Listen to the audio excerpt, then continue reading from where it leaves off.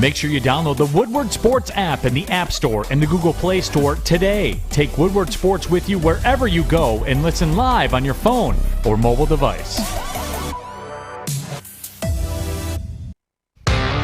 Good morning, everyone. You're tuned in to the Morning Woodward Show right here on the Woodward Sports Network, featured on the Roar 93.5 FM, 99.1 FM, and 94.7 HD2. Good morning. Happy Wednesday. We've got Maction tonight. Fish and I are headed to the Toledo Bowling Green game, so let's go. As a date or just strictly friend? Strictly, I don't know, Fish. Fish, are you taking Kennedy out on a date? He did pay for the tickets. I don't know. You can call Did whatever. you pay for the tickets? I did. You can call it whatever you want to call it. Will you be paying for the food? What food? If Are you guys not going to eat at the game? I'll probably drink. Are you going to pay for the drinks? Sure. All right. No, well, Fish. By the Kennedy way, and Fish are officially dating. I'm glad I can announce this on the Morning Woodward Show. You can't drink at a college game. Hope you know that. Oh, darn it. We're going to have to tailgate then. All right. We'll be tailgating then. There you go. Don't worry. I'll sneak the fireball shooters in. I got this. Why are you saying that on the air? What if the teams watches us? There's your cover up. I'm going to send a tip to the school. Have them arrest you guys. All right, but we have to get into the Red Wings from last night. They handed the Edmonton Oilers their second loss of the season, so big congrats to the Wings there. They won 4-2, the third straight win for the Wings. So you guys recap the game for me and also give me the season outlook on our young stars. I mean, the Wings are the most fun team to watch right now in Detroit. Definitely. And it's not even close. Yes, when the Tigers were on a win streak post All-Star game and they were looking really solid, yeah, okay, that was nice. It was good, but this is legit. Mo Seider, not a joke. That's going to be one of the best defenders in the league probably in the next 2 to 3 years. Lucas Raymond, I know last night nothing on the score sheet, but he showed you what he's capable of. His skating ability, fantastic. He can get shots off in very limited, tight spaces. I love this kid. I love this team. I love the job they're doing. Dylan Larkin, now back over the last few days. He's been a good addition. But overall, I think the biggest takeaway is this team plays hard. They play extremely hard for 60 minutes. And, of course, there's going to be nights where they're a young team. They're not going to get 30, 40 shots on target. But there's nights like last night where they not only shut down, let's be honest, one of the best teams in hockey and just best from duos. a skill standpoint. Yeah, like that punch. line of Leon Draisaitl and Connor McDavid is a problem for any team. Yeah. And the fact that you hold the entire Edmonton team to 33 shots on target and you sit there comfortable at a high number at 38, that is so impressive. It really is. I'm so happy for this team. I'm all on board, obviously, with they call it the Yeezer plan or the Iser plan. I mean, it depends who you ask. Everyone calls it a different thing, but I'm all for it. This is great. This is really great stuff to watch. I'm enjoying it. Yeah, definitely. Last night, the best, you could say, first period or entirety of the game the Wings have played all season. Definitely. The Edmonton Oilers averaging 4.5 goals per game going into this one, and the Red Wings just absolutely competed their you-know-whats off. They had, 17 block shots compared to the Edmonton's 8. They just played, kind of like Adam said, they just play hard, man. And that was kind of led behind Nemestikov's 2 goals, 2 beautiful goals. And I got to give a shout-out to Nedeljkovic. He played great yesterday. He had some acrobatic saves, save percentage 93% on the game. And just the big picture is this. You hold Draisaitl, he didn't even take a shot and didn't get a point or at all. And then you look at Connor McDavid, 2 shots, 1 goal, combined 2 shots between the two of them and 1 goal. That's ideally, that's a serious, receipt for the defense. I mean, Mo Seider, like Adam was just talking about, this guy got another goal last night. Defensively, he's special, man. He made some clutch saves, especially when the puck was going towards the blue line. He made some really nice saves, keeping it in play for him. They were aggressive, they stayed aggressive, and they were able to kind of limit the Edmonton Oilers opportunities. Especially Connor McDavid, you saw what he was able to do the last couple games. Especially when he gets the puck, what he's able to do with it. They just played great, and this is probably the most entertaining game out of all the Detroit sports franchises so far, like the Pistons, the Lions, I mean, they're winless, so it's not hard to really put it there. But the Red Wings, last night was great, man. I had fun from period 1 all the way to end of third period. It was great. So got to give credit to the Wings. It was a great win. Even without their arguably their best goal scorer in Jacob Vrana. He won't be back for, 3 more months? Mm-hmm. And they look great, man. 7-5. We'll see what happens. Second in the Atlantic Division. Yeah. 16 points on the year. I mean, this is all a bonus. The fact that you're watching the Wings and they look good and you're optimistic about their future, that's the reward. Everything after is a bonus, believe me. I mean, I can compare this right now to the Detroit Lions. The Detroit Lions right now, as much as you are invested in the rebuild, right now you have an 0-8 product. And that's not fun to watch. It's not. Nobody's enjoying this. Even Detroit media, nobody just sits up there. Maybe there's a few people, but nobody just sits up there like, wow, this team is bad. This is really good. Like, I love that they're... No, nobody likes that the team is actually this bad. But this is part of the rebuild. And as long as 1 year from now, going into next year, you're a respectable team where, you're probably going to win 5, maybe even 6 games. Okay, cool. Another top pick. Load up again. Year 3 of this project is where you gotta show improvement. You gotta show 9, 10 wins on the board. And if you don't, then what the hell are you doing? Yes, this isn't the NHL. It isn't an 82 game schedule. But go look around the league and go see all the examples of all the teams that are able to turn around in 2-3 years, even with a bad roster. It is doable. And you look at the Wings right now, they are unbelievable. Yeah, 2 of the best rookies in the class. I mean, that's the 2 best rookies right now. Yeah. In hockey. They lead the league in points. Yeah, definitely. They're 1 and 2. 2 of the best They're rookies. sitting pretty. They're the 2. Actually, are they the first and second in terms of odds to win the Calder and points trophy? Yeah. So, look, I'm all for it right now. Look, you guys. The most important thing to take away from a Wings game, and look, they beat the 9-1 Edmonton Oilers, who are now 9-2. That was impressive. I don't know if you caught this, but they gave Ken Holland a nice tribute video. Oh, yeah, watch and a it. nice It's great. standing ovation. That was cool. It's awesome. So, look, I think the Red Wings kind of give you, like, the blueprint in Detroit on how to run an organization. Ken Holland, was he here longer than you probably wanted? Maybe. Mm-hmm. I can make that argument that maybe he was here a little longer. But you know what they did? They went out and got their guy. And you knew it was going to work.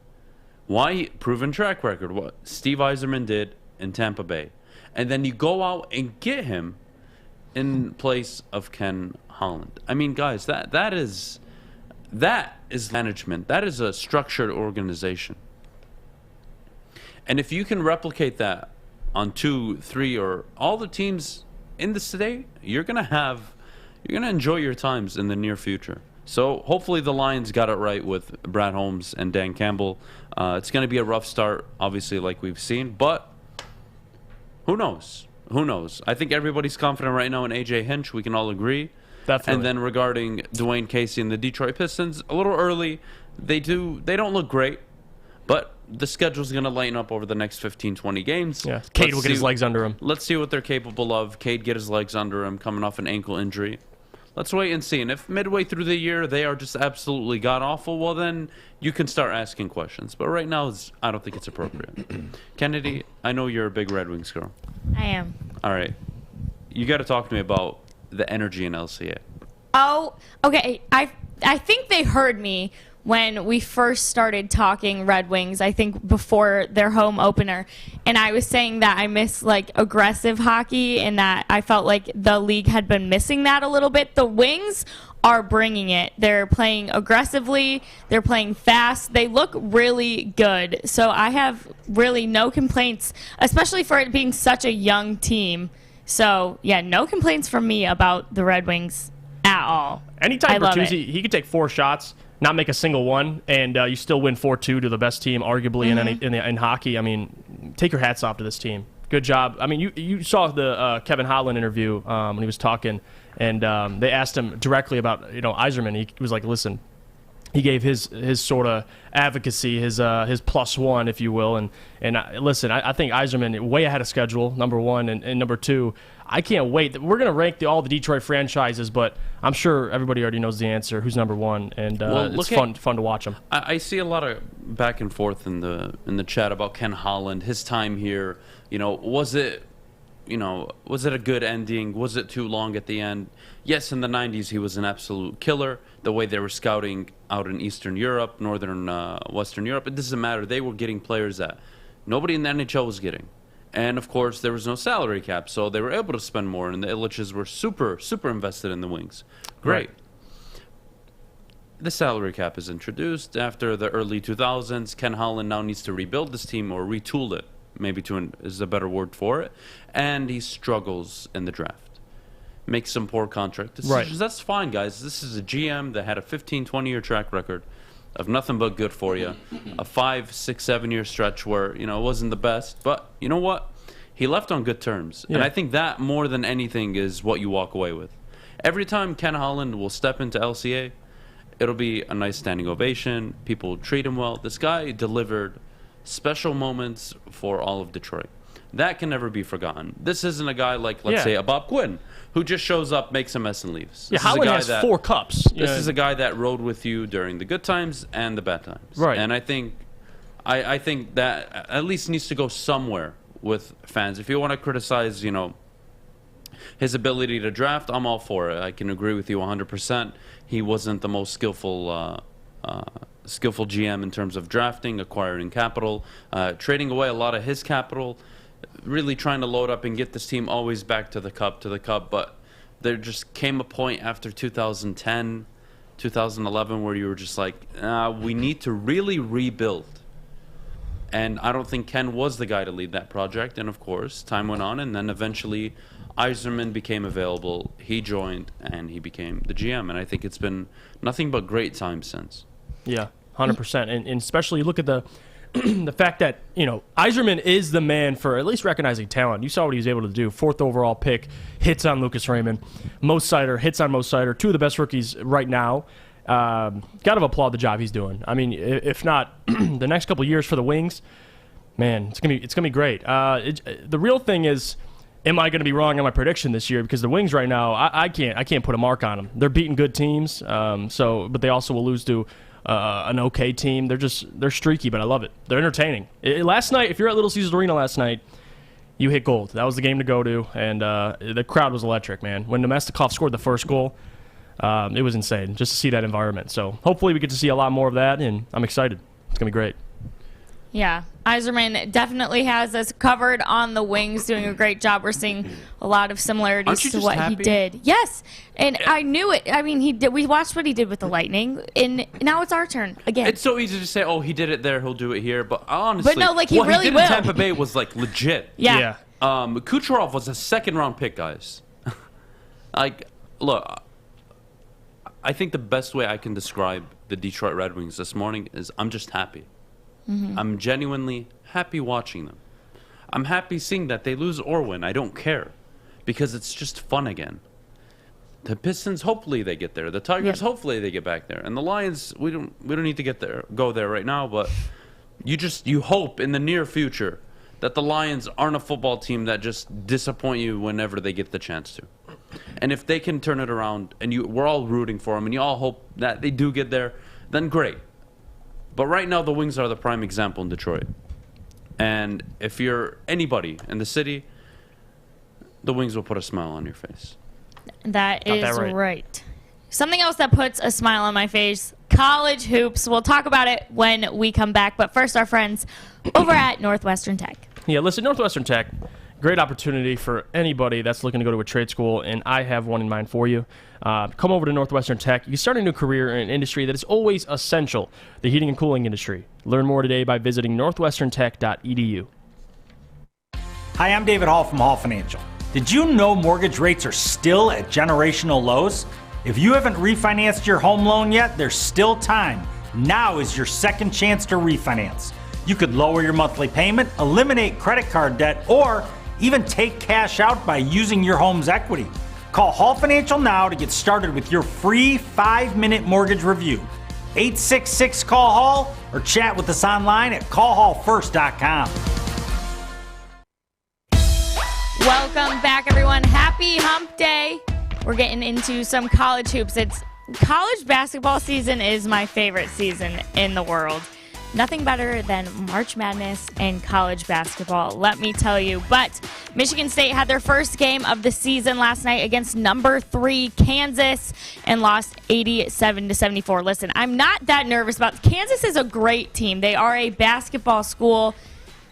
Michigan State, we're used to being a basketball school, but they seem to be more of a football program right now. So no shade, no tea there. Michigan plays their first game of the season tonight against the Buffalo Bulls. And Michigan is currently 6th in the nation. Juwan Howard killing it with that program. So you guys, talk to me a little bit about Tom Izzo, about the coaching over at Michigan, all of it. Preview these games. Jeff, how are you feeling about college basketball right now? Well, I'm excited it's back. And number one, you look at Michigan State last night.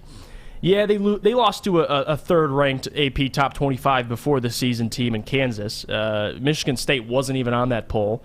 And if you look at last night, just statistically, they turned the ball over ridiculously. They turned it over, 16 times. In the total of the game, you lost by 13.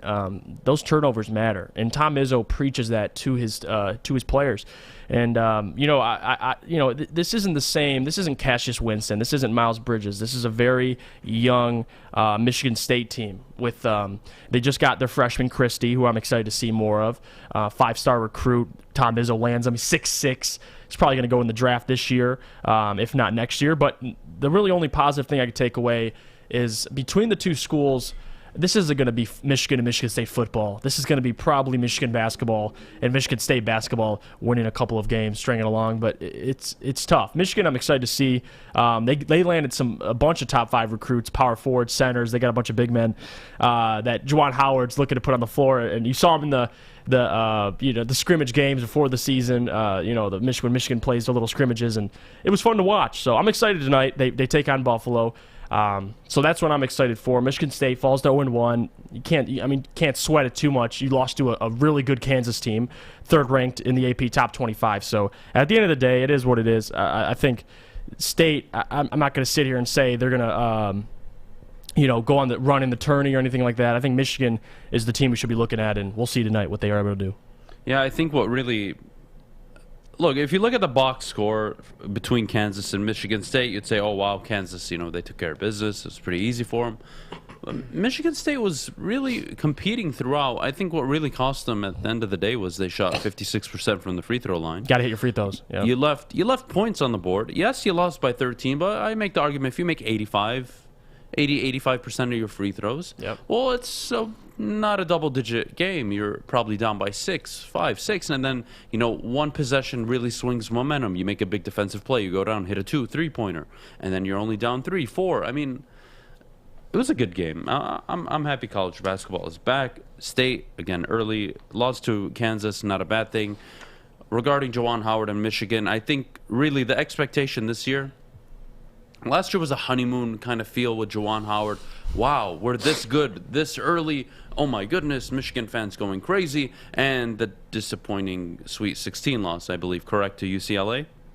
Yeah. Yep. And then now you're going into this year with expectations. Yeah. Tonight, Buffalo, not really concerned. That should be very straightforward. But Elite 8 is kind of this expectation this year. This is the reality. Yes, you want to compete for the Big Ten and likely win it. Yes, you want to run the table. You want to be a 1 seed, all that great stuff.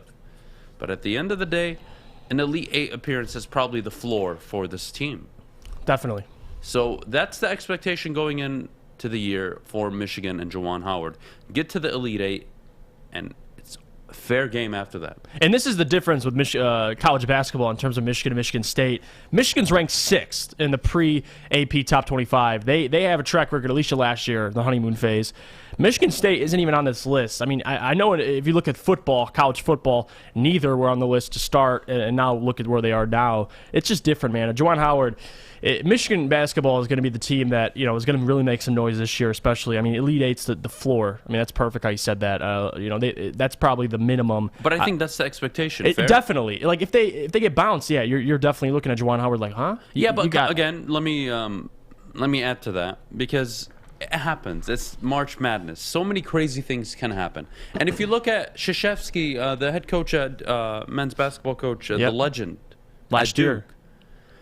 How many times did he get to a Final Four in the 30-plus years? I mean, really look at how it works in this sport.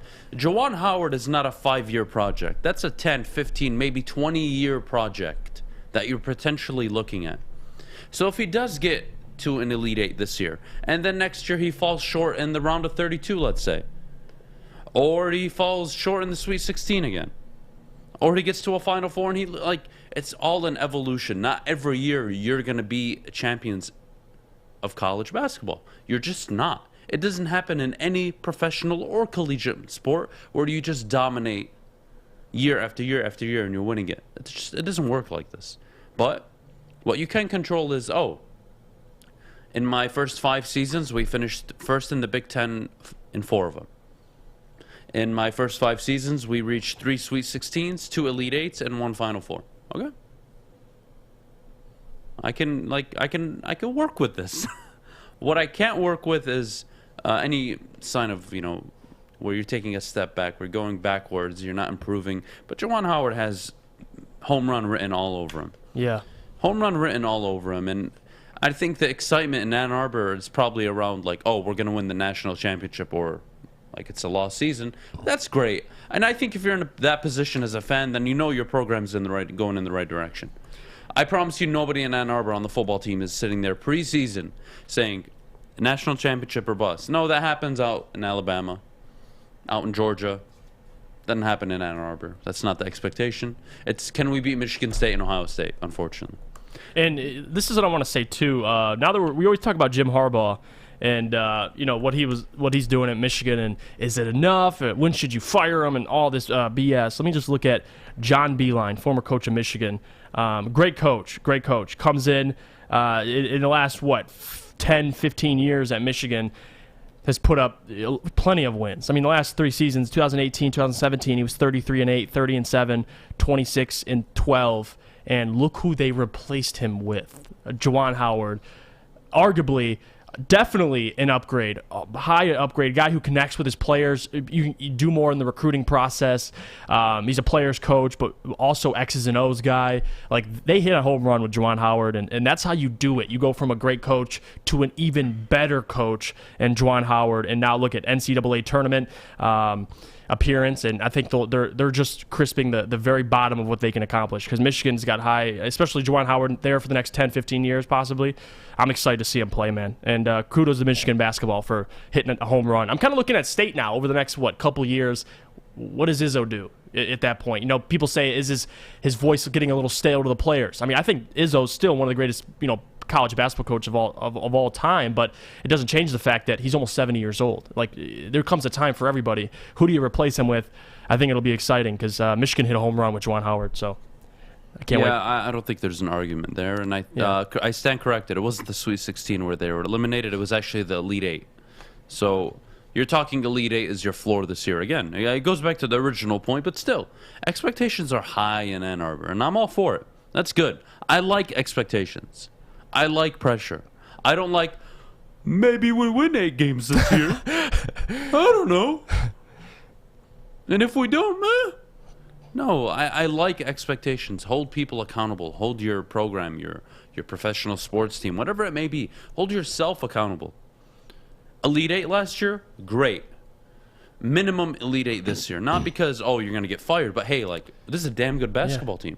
You had one of the top recruiting classes. Yep. I want to see another Elite Eight appearance, but I don't want us to lose in the Elite Eight. I want to get to the Final Four. I want to get to a national championship game, and I don't want to lose it like Beilein lost multiple times. I want to win it, and that maybe takes 3, 4, 5 years. Who knows how long it takes? Could be this year. But the point is that is your overall objective every single season, and you won't always accomplish it. But how you go and carry out your business and how you, let's say, lose gracefully, that matters. Losing 51-49 to UCLA in the Elite Eight, no one's going to kill you for that. We all know how March Madness works. There's that one team that just gets hot at the right time, and then they run through their section. It's just how it works. UCLA was that team this year. Okay, fine. Reload up. I really like Michigan this year. Regarding State, I really don't. I need to watch them more. Yeah. I want to see about 8 to 12 games of Michigan State this year. And then I'll say, okay, like, yeah, maybe his voice is growing stale, or, you know what, no, the guy still has it. But yeah, I agree with you. Then again, you have to understand, from a Tom Izzo point of view, I am competing now in my own state with Juwan Howard for talent. That's tough. It's like the Jim Harbaugh, Mel Tucker thing. Like, you got a guy who's a master recruiter. I mean, it's going to hurt your business. All right, well, Kennedy, we got to hit the break. We do. I'm just so excited for college basketball, you guys. It's just, I'm still beefing with Ohio State for losing and messing up everyone's brackets, but that's just the fun of college basketball. Just so many crazy things happen. But coming up next, you guys know it's Wednesday, which means we have Would You Rather Wednesday coming up next. But first, our friends over at MyBookie. All right, guys, I have some great news today about MyBookie. I always tell you, bet from anywhere, anytime, using MyBookie. Such a user-friendly experience. But I think something amazing today is if you already have signed up, well, start referring your friends. They are giving a 250% bonus. What does that mean? If you put in $100, right, and your buddy puts in $100, well, if you referred that buddy that deposited $100, you're probably going to get $250. All for referring somebody to MyBookie. I love it. That's a great bonus. Nobody out there is offering a 250% referral link bonus. Guys, if you're already signed up to MyBookie, refer your friends. It's free money, and then you can take advantage of it, and you can go place a free bet. And if you don't have a MyBookie account, well, find somebody you know and use the referral link, or sign up using code Woodward. Regardless, you have to use the code Woodward. If you're signing up first time, they'll give you dollar for dollar match. You put in 50, they'll give you 50. You put in 100, they'll give you 100. Again, that's MyBookie. Bet from anywhere, anytime. Take advantage, people, of their 250% referral link bonus. Fellas, football season is here. It's time to make your grooming experience easy like Sunday morning. Get to Lady Jane's Haircuts for Men. Walk in, relax, watch your favorite team play, and before you know it, your hair will be game ready. Get to Lady Jane's, open 10 to 8, 7 days a week. Walk in anytime. It's wicked awesome. Make sure you download the Woodward Sports app in the App Store and the Google Play Store today. Take Woodward Sports with you wherever you go and listen live on your phone or mobile device.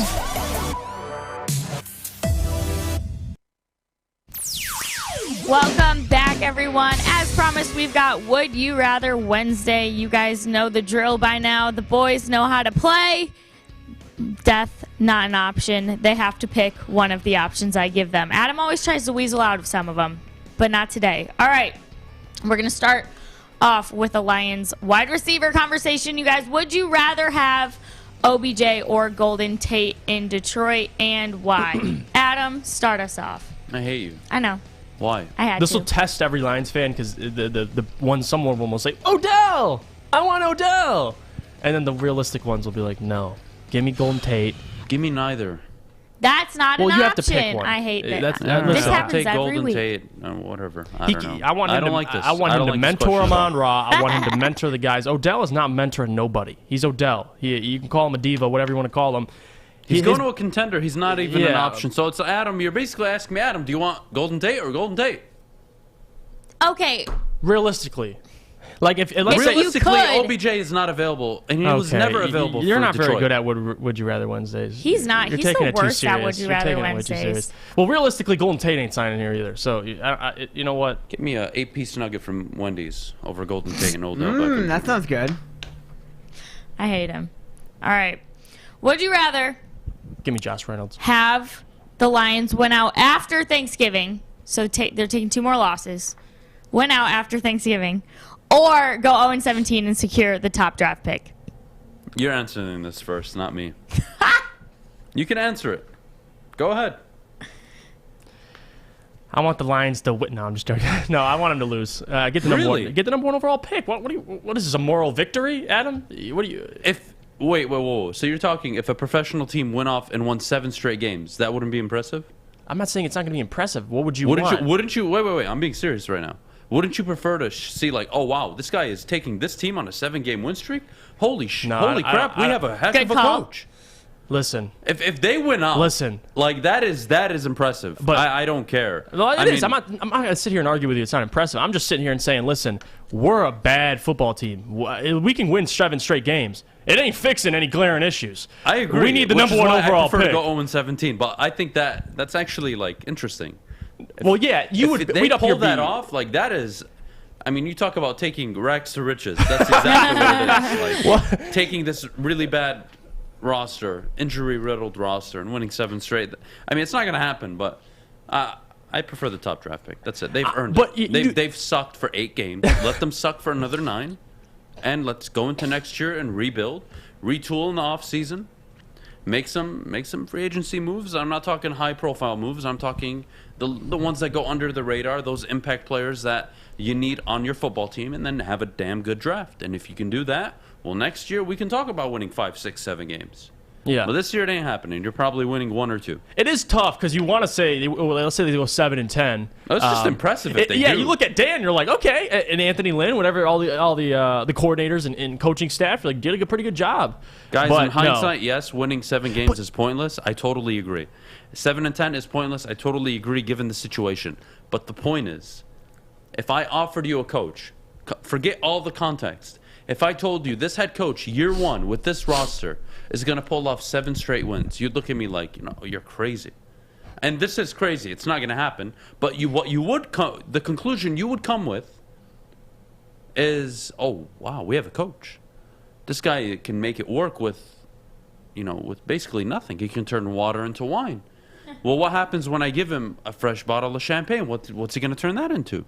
That I think is what your conclusion would be. I don't think it's going to happen, so I'll take the 0-17.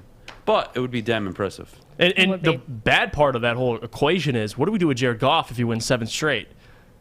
Do you going to look him in the face and say he's benched? I look him in the face and I put my arm around him. I say, Jared, the season ends in February of next year. The moment the season ends, June 1st comes along and your contract is no longer in effect with the Detroit Lions, buddy, I'm going to drive you to the Detroit Metro Airport and I'm going to kick you the hell out of this city. I'll even buy your plane ticket. There you go. We'll treat you. Jared Goff doesn't change. He's out of town in the next year and a half, regardless.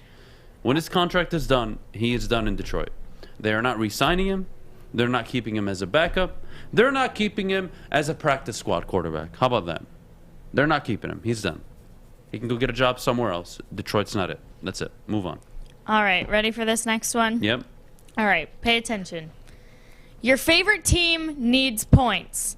Would you rather have 2 free throw attempts from Andre Drummond, a 3-point attempt from Marcus Smart, or a mid-range jumper from Russell Westbrook? And what's the context? To win the game? To tie the game? You need 2 3 points. 2, let's say, to win. 2 in the other. Yeah, well. I'll take Andre Drummond at the free throw line. The way you said that just smiled. You're like, you're not proud of that answer. You know it too. I'll take Andre Drummond at the free throw line. I mean, Russell Westbrook, I could never. I mean, he's a disaster out in L.A. I told all of you. I told Rashawn at the sneaker show. I tried telling Stick, this dude is overrated. He's never been the best point guard when he was playing, let alone to be regarded as a top 10, 12 point guard of all time. He's just not. Dame is better. Steph is better. Yeah, definitely. I'd rather have John Wall. I'd rather John Wall be injured on my team and not play than have Russell Westbrook play healthy on my team. And the tough part of that question is Marcus Smart shooting a 3-pointer. He's shooting 28% on the year for 3-pointers. So you're screwed all 3 of these answers. I'll go Andre Drummond because actually, you know what? I'll go Russell just because it makes it interesting. Just because you pick, I'll pick Russell mid-range. Why? Because if it's a brick, I'm yelling at him for taking the shot. I'll be like, why the hell did you take the last shot? No, then I'm looking at you like, hey, dipshit, this guy can't hit a shot for his life. Swear jar. I know, but if you have Andre at the free throw line, I'm like, how'd he get there? How'd he get there? At least if Andre misses, I'd be like, it's Andre Drummond. Well, I could say that about He's Russell. a bum. No, he's a no, he's a no, bum. because there's like a significant part of this population that actually thinks he's a great point guard. Well, he's a great. He was a great point guard. He was never a great point guard. Well, you kind He of was a mistaken great yourself. athlete. A guy, And he deserved an MVP on that triple-double year. It was fantastic. master of the point guard position. I could say that. Like a guy. Are you kidding me? Master of the point guard position? Guy, That's incredible Chris Paul. playmaker? That's Like- Chris Paul. He's not an incredible playmaker. He does it at the detriment of his team. Oh my goodness. Oh my goodness. All right. You want to start this? No, because Russell I'm Westbrook. not getting into this. 'cause Russell you're- Westbrook is not what your standard definition of a point guard He's is. a top 10 point guard of all time. Never. No. Are you kidding me? No, absolutely You got to not. watch more basketball. I don't know. All right, here. I'm gonna. How give are you going to look at me in the face, say this guy who's average? I got get a you. triple double. Here, I got you. I mean, I got you. He's not a top 10 point guard of all time. I'm going to give you my list, all right? Give me 1 second. So, Magic, boy. right? And then you got Oscar. And then you got Isaiah. Yep. And then you got Jerry West. And then you got Steph Curry. And then you got Chris Paul. And then you got Stockton. That's already 7. He's Stockton. How Stockton far are not you better putting him? than- I know, Stockton- but hold on. Keep going. All time. Stockton's You're at 7, right? Is Stockton higher than... That's not my question. You're at 7, right? Wait, we're asking if Westbrook is top 10. He's slightly. Yeah, he's higher than Stockton. Or Stockton's higher than Westbrook. Go on though. You're at All right. 7. Okay, here we go. Let me hear your other Steve 3. Nash, better point guard Yeah. all time. I mean, Jason Kidd, better point guard now of all we're getting. time. Now it's arguable. Dame Lillard, better point guard. Yeah. So that means he wasn't even... He's in the arguable top 10. I could take him. I could argue him over. Walt Frazier, you're going to take Russell Westbrook over Nate Archibald? You're going to take him over Yeah. Pete Maravich? I mean, Tony could. Parker. I would take Tony Parker over Russell Westbrook on my team.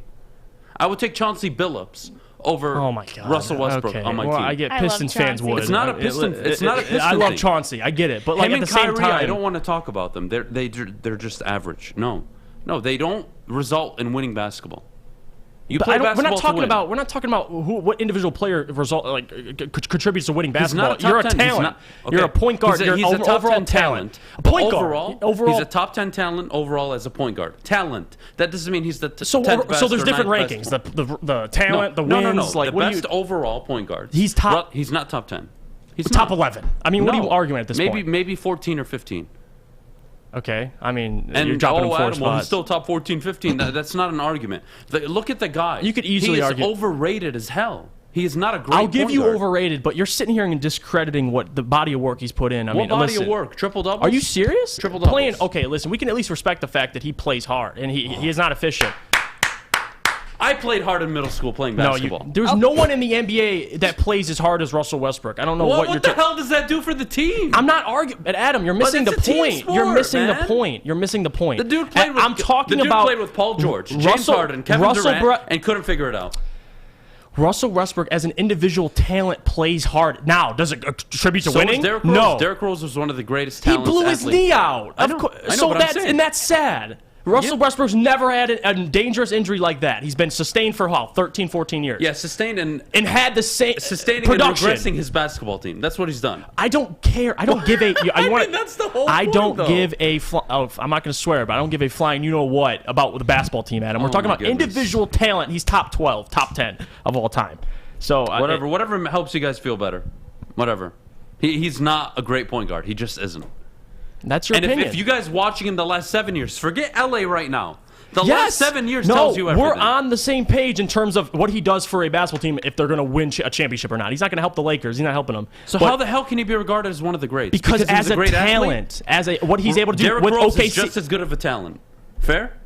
athletically, I mean, That's what maybe Russell Westbrook is. Athletically, he's no an unbelievable overall talent. game. Has he ever listen? He doesn't have a jump shot. He can't hit the free throws. He can't hit the three-point shot. He can't do anything outside of drive to the lane. And even then, he's not a great finisher. He's just not a great athlete. finisher. You're going to He's say not. okay? He's not. All right, keep that opinion. It's not an opinion. It's facts. It's not facts. The dude No, definitely regresses not. year to year. Ever since year 5, 6 in the NBA, he regresses year to year to year in every major category. Outside of, oh wait, I get more rebounds, I get assists because I'm driving to the paint and Hold I'm on. dishing out. Richard said, he said Westbrook isn't top 10 at all. Top 25 at best. You're high. You're No, absolutely he's not. high. He's right. He's Top absolutely right. 25 at best? Are you joking?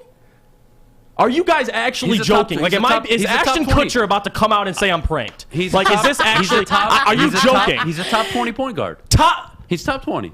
I'm going to give you that. He's top 20. He Jackie could be is gonna anywhere blow from his 15 to brains 20. out. You better but he's not in the stop. top 10.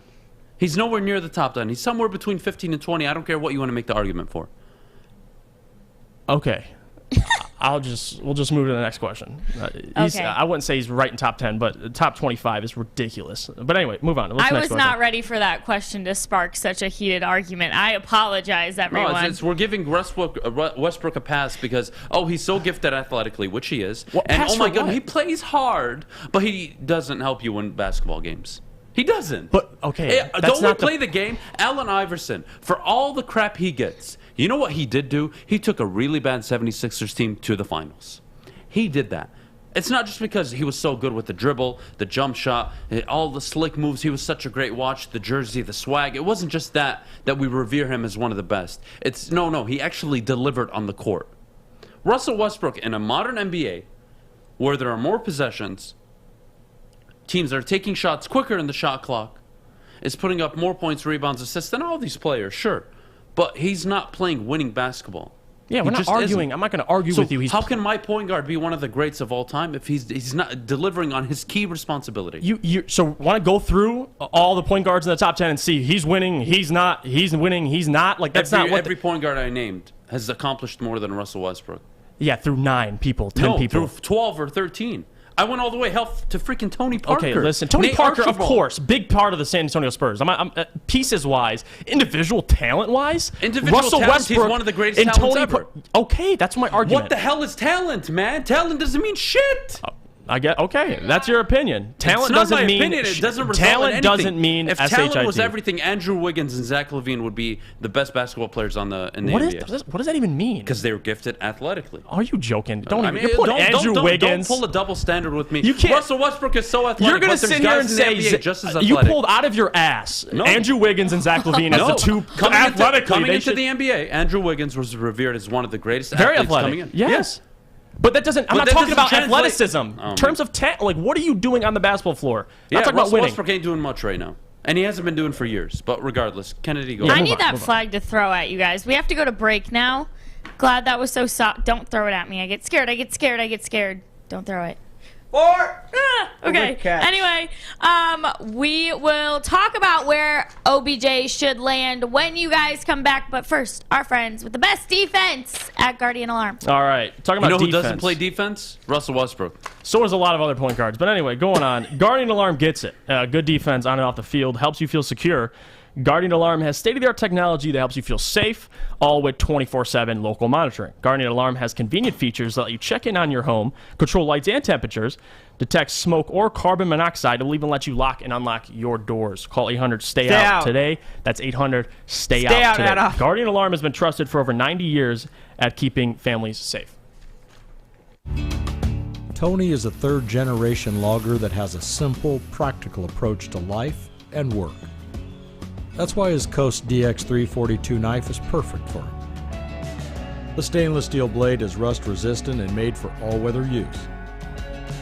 And the double roll-lock safety ensures that it will never inadvertently close when he doesn't want it to. That's why Coast is trusted tough. Welcome back, everyone. Thanks so much for hanging out with us right here on the Morning Woodward Show. You guys, where should OBJ land? It is not with the Lions. Amen. Bless the Lord. Thank you, Jesus. But I've heard it could be the Pats. I've heard it could be the Packers. So where does this man belong? Which locker room can you shove that ego into, Adam? Well, you can shove that diva. I think the best situation for him where if he really wants to earn a contract, it's not in New England. Although I think that's probably the best structure and the best culture for him to walk in, be disciplined, and prove he can be part of a team environment. But let's be honest, that's not what he's going for. He's going for a team ring. He's going for a chip. That's what he wants to play for. But more importantly, he wants to show I deserve another big contract. He wants to show that he still has it in him. And to do that, you're going to need to go to a pass-heavy offense, an offense that likes to get the ball in their star receivers' hands. I like Green Bay. I like Green Bay as a good fit for him. I like New Orleans. New Orleans sitting at 5-3, one of the better defenses in the league. And what do New Orleans do? What do they not do well? Pass the football. And with OBJ, you would presumably get better. So I think New Orleans, Green Bay, I think those are really the only two destinations that fit. Maybe Atlanta with Calvin Ridley out, but I don't think Atlanta's competing for a championship. And New Orleans, they're just outside that championship bubble, so Green Bay really fits, I think, the most out of all these teams. I think Odell Beckham is well past it. I think his last 13 games alone in 2 seasons where he's been injured prove that he's past it. Is he open? Did they put out that 11-minute video where he's open? Baker Mayfield's throwing to him. Yes, Baker isn't the best quarterback, etc., etc. But if he's trying to get the next contract, I think he's got to go to Green Bay, or he's got to go to a team that is just an all-out air offense. And if you go there, that's fine. But what are you going to deliver to the team? I mean, if you think you're going to just walk into Green Bay and think that you deserve more targets than Davante Adams, you're on something, bud. If you think that you should be getting more targets than Dillon and Aaron Jones combined, you're on something. You should probably get anywhere from 6 to 8 targets a game at most for the remainder of the year. And I think in Green Bay you can probably get that. But let's keep in mind you need to get Aaron Rodgers' blessing. He trusts Randall Cobb. He doesn't trust you. Why should he trust you? I think that's where we're going with this. So I think Green Bay could be a good fit, but where he should go, I'm not really. I think New England culturally really makes sense. I think OBJ is just not a disciplined human being at all, and I think going to New England presents an opportunity to be disciplined, like when they went out and got Stephon Gilmore. Everyone's like, whoa, Stephon Gilmore, it's like an alpha corner. Is he going to fit in with this defense? Is he going to do what Bill asks him? And, of course, they win a Super Bowl. He wins Defensive Player of the Year. It can work. My concern with him going to New England is, of all the times Bill has brought in a troubled receiver, we've only seen it work one time, and that was with Tom Brady at quarterback. It didn't work with Josh Gordon. It worked with AB, but there was legal situations. It didn't work with Chad Ochocinco. It only worked with Randy Moss, and that's Randy freaking Moss. With Tom Brady. Now you got Mac Jones. None of the 4 guys I named prior are anywhere near Randy Moss's level. Yeah. So take it with a pinch of salt. I would pick the best fit to me is the Packers, ultimately. I mean, I would say the Saints, but they don't really have... I mean, Trevor Siemian, I'm not trusting that man to throw him the football, so I'll go with the Packers. If you're looking for the best situation for him financially and opportunity-wise to win a championship, you join the Packers because, number one, they're the clear-cut favorites in the division. Number two, you're playing with one of the best, if not the best, or most gifted throwers of the football in NFL history, in Aaron Rodgers, a guy who will get you the football. You're probably not going to get 8 to 10 targets. You'll get somewhere around there. But no, I mean, the positive thing is Davante Adams is going to get him open. Attention's going to be on Davante Adams. If anything, on the Cleveland Browns, he had Jarvis Landry, and you still couldn't get the ball. So now you get Davante Adams. Hopefully, Matt LaFleur, Aaron Rodgers, they'd be able to fix Odell and get him back to where he was, say 2 years ago, 3 years ago. But yeah, I think it's the Packers. I think the Packers makes the most sense if he's willingly ready to commit himself to a football team. He didn't do it in Cleveland. Cleveland's a damn good football team. They won a playoff game without him last year. Yep. And because he's not getting targets and they just beat the Cincinnati Bengals, who are top of the division, so it's not about the team, actually. It isn't. It's about you. And that's why I don't think the Packers work. It doesn't work overall. It just can't work. You're not going to get more targets than Davante Adams. You're not going to get more targets than Aaron Jones and A.J. Dillon. They're going to run the ball heavy. They're going to stay true to their offense. They're going to put their defense in the best situation possible. And maybe they'll target you 4, 5, 6 times a game. But if you want the 8, 9, 10 targets a game, it's not in Green Bay. Go to New Orleans. I don't know. Go to New Orleans. Go to maybe Atlanta. Go to Philly. I don't know where you're going to get these targets from. But, dude, you're not even worth the targets. If I was a team, and let's say I was a wide receiver away from winning a Super Bowl, you told me I needed a wide receiver in the market right now to help me get a Super Bowl, I would trust myself going to get Josh Reynolds over Odell Beckham Jr. Why? Because I know this guy is going to demand the football. And I can't run a 60-play offense and not give him the ball more than 8, 9 times. He'll freak out. Hey, I need the ball. I. It's not about I. This is about we. And I think in Green Bay, they're really trying to win a Super Bowl. They've been to back-to-back NFC championship games. Definitely. They're trying to get to a Super Bowl again. And does Odell Beckham get you over the hump? I'm not sure. And I don't think he's a fit. I don't think he's a fit from a human standpoint. He is extremely selfish. And if he wants his next contract, well, you know what? Go. Well, what's a good destination spot? Houston. You're not going to go to Houston. You're not going to go to any of these bottom feeder teams. A lot of these leagues have two wide receivers. He wants to go to a contender, but he wants targets. Cleveland was that situation. You could get 4, 5, 6, 7 targets a game in Cleveland, but you weren't because you wouldn't shut the hell up. And I don't blame Kevin Stefanski for not giving you the ball. They're doing just fine without you. Donovan Peoples-Jones looks like a better receiver than you do right now. And he's not, but you get the point. I get what you're saying. He's playing. In that system, well. he looks more valuable than you did.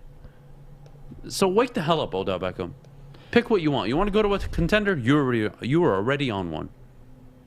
You were on a contending team that has the best offensive line, the best backfield, and one of the better offensive-minded coaches in the NFL. Definitely. And a good defense. You had that. So if it's not about contending teams, you were on one, buddy. So it's about you. And since it's about you, I'll throw you 2 middle fingers, and you go wherever the hell you want. But I promise you, no team in their right mind, unless they just have a complete idiotic head coach, is going to actually target you 8 to 10 times a game. It's not going to happen. Yeah, it's not going to happen. Regardless of anything we say about Odell, I mean, he determines his own future at this point.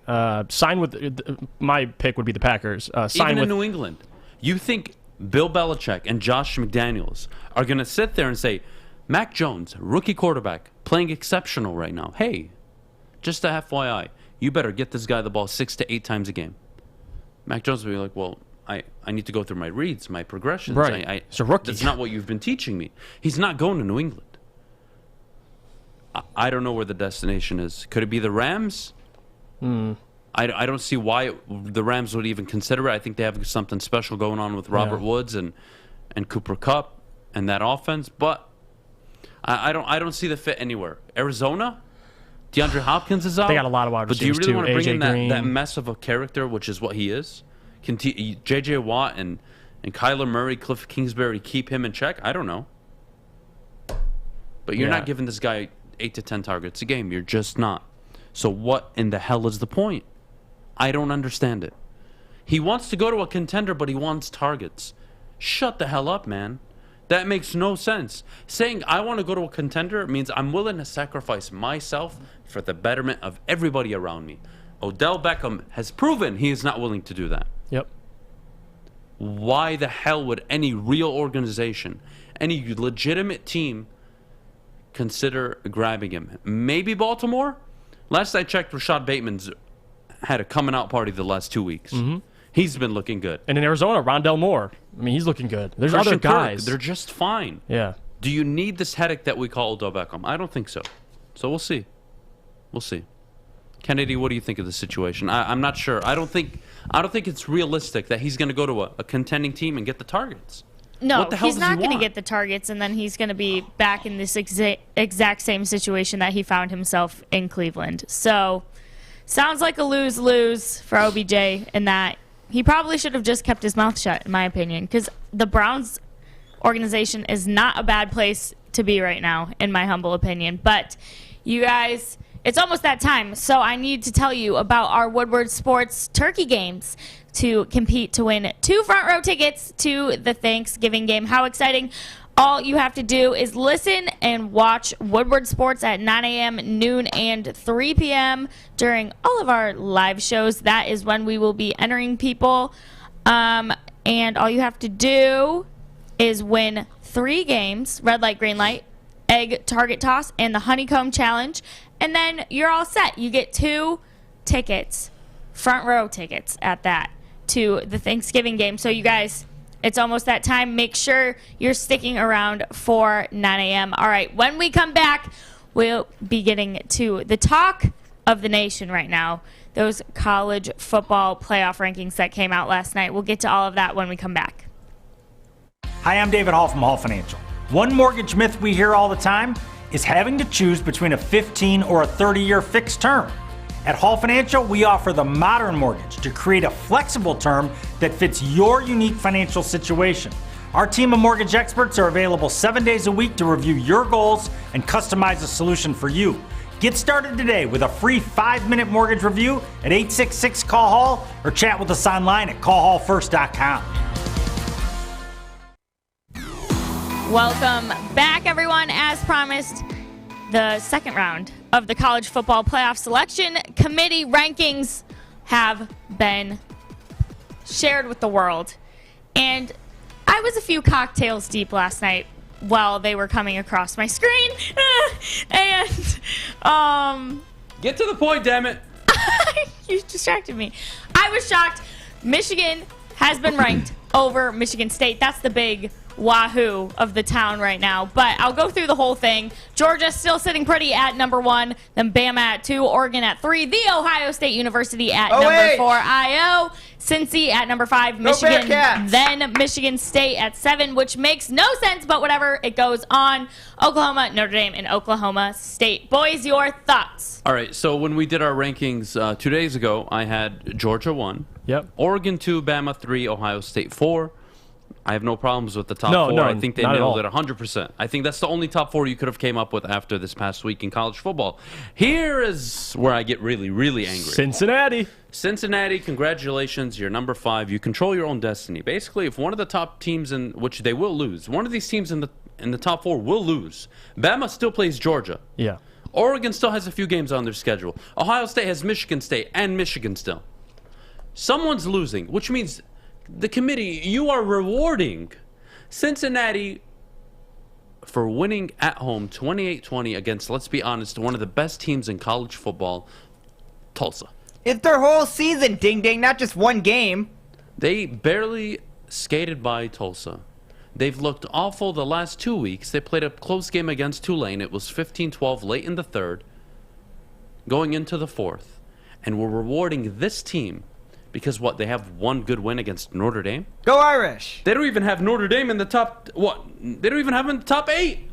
Which is BS. They should be at least 8. You settle down. Shut up right now. Notre Dame should be 8. We'll get to Notre Dame later. Stop it. Bias. I don't like biased people. No, I'm not being biased. Oh, really? Yes. Going off on a tangent last night in our group chat. Oh, Notre Dame should be higher. Let me get back to my point. Cincinnati at 5, honestly, is a big problem. And guys, I know this isn't the final ranking. I understand that things could change. Cincinnati could still lose. But what message are you sending? That's what I'm about. Mm-hmm. If I'm part of the committee, I want to send a message. I want to be very clear. So I evaluate. I like the top 4. They got the top 4 right. Perfect. But number 5, I had Oklahoma on a bye. Michigan State lost on the road to Purdue, who beat Iowa, the number 2 ranked Iowa at the time, earlier on in the season. Mm-hmm. And now Michigan won and Michigan State lost, and Oklahoma's on a bye. Michigan's only loss. Cincinnati barely beats Tulsa. Not Texas. Not Bama. Not Georgia. No. Tulsa. And we're rewarding them and moving them up from, what, 6 to 5? And Michigan State falls from 3 to 7. Why? Even Michigan, they lost to State, and they're below Cincinnati. A top 7 team. I don't. Okay, so I'm going to give you what I think the top 10 should have been. And I think at 5, State should have fell to 5. Or you put Oklahoma there. Wouldn't have an issue with it. You put Oklahoma there, or you drop State to 5. It's one of the two. And then you put Michigan at 6, and then Cincinnati, they fall a spot, and they go down to 7. And then Oklahoma State's put at 8, or you move everyone around. I don't care how you do it. Just do me a favor and don't send mixed messages. Head-to-head doesn't matter. It doesn't matter at all, right? But it does matter because Oregon's ranked higher than Ohio State. Oh, but Michigan State is not ranked higher than Michigan. Guys, what message are we trying to send? I don't care that Michigan State's ranked higher than Michigan or vice versa. I don't care. That's not my point this morning. But as a committee, what message are you trying to send? You basically just told me that we never really thought Michigan State was a good team. And we were just waiting for them to lose so we could kill them in the standings. But that's what you told me. But Adam, Oregon lost to Stanford, a 3-6 Stanford now, and you're going to tell me that Michigan. Don't bring that up because Notre Dame plays Stanford later on in the year, and that's going to be a quality win. Go Irish! Yes, but it's inconsistent. Like what are you basing this off of? That's why. They almost got it right. They almost got it right. They moved A&M up to 11. I thought they should have been at 9 or 10. Yeah. They got close. I appreciate that. That's communication I like from the committee. They beat Bama. They beat Auburn. Those are damn good wins. Notre Dame doesn't have those wins. Cincinnati doesn't have those wins. Hell, Michigan doesn't have those wins. Michigan State doesn't have that kind of win. outside of the Michigan game. So please, what message are we sending? Wins don't matter, or the way you win, or the teams you beat doesn't matter, but head-to-head does matter, but then it doesn't in this situation. It's ridiculous. Can I get some clear communication from the committee, please? Why is Cincinnati at 5? What did they do right?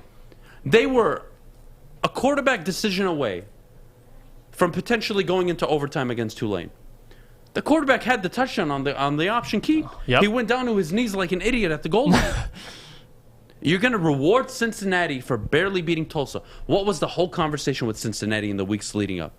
They got to win. Style points, right? Style points. All I ever hear is that you need style points when you don't play the damn good teams. Okay, fine. Go beat Tulane 56-20. I'll respect you. Yeah. You barely beat Tulane. You barely beat Tulsa. Or excuse me, vice versa. You barely beat Tulsa. You go through 3 quarters in a close game against Tulane. What the hell are you doing? Why are you throwing a flag at me? Because it's 9, and that we have to qualify someone. Okay, go ahead and qualify. Keep all I'll your get back thoughts. to this. All right. To be qualified for the Squid/Turkey games, the first person to write "Go Irish" in the chat I hate will you. get. Go Irish! Whoever puts "Go Irish," I want you to Irish! do the opposite. Do something funny, and you'll win. No! Whoever does "Go Irish," I'm not picking you. Who said you get to pick today? Maybe Jeff I don't gets get to pick, Jeff but- hasn't gotten to pick yet. Jeff picks. All right, Jeff picks the today, but best Jeff can make response. the decision whether he wants to It to pick be Go the Irish. I would prefer the word to be overrated. That would be my. You know what? boy, ouch. Wow, All right, shots well, we have fired, a winner Jeff. already, Jeff, so you got to announce him. All right. So, listen, OG Kush is looking like the winner. All right. He did say go First Irish. one to put Lucky. "Go Irish." Let's He's a go. loyal man. He's been in this chat plenty of times. So, OG Kush, congratulations, my man. All right, I'll get you set up, OG Kush. I hate when you do that. Hey, good catch. Chuck put blow Irish. Oh gosh. He should be the winner. Too late. Anyways, so back to the college football rankings, guys. Yeah. I think we all agree top 4. Correct. Yeah. But what? I just committee. This is the answer I want. This is all I'm looking for are answers. I don't care that Michigan State is ranked below Michigan. I could care less. Why? It's not going to matter after this week because Michigan's playing Penn State and Michigan State is playing Maryland. And if Michigan doesn't win, nobody's going to give 2 rips about this conversation. So I don't care about this. But what's the message? Why is Oklahoma staying put at 8 when Cincinnati barely beats at home Tulsa? No, it's ridiculous. And State falls from 3 to 7. I haven't seen a team drop off. When Penn State lost, they only dropped a spot to Iowa. That same Iowa team that lost to Purdue.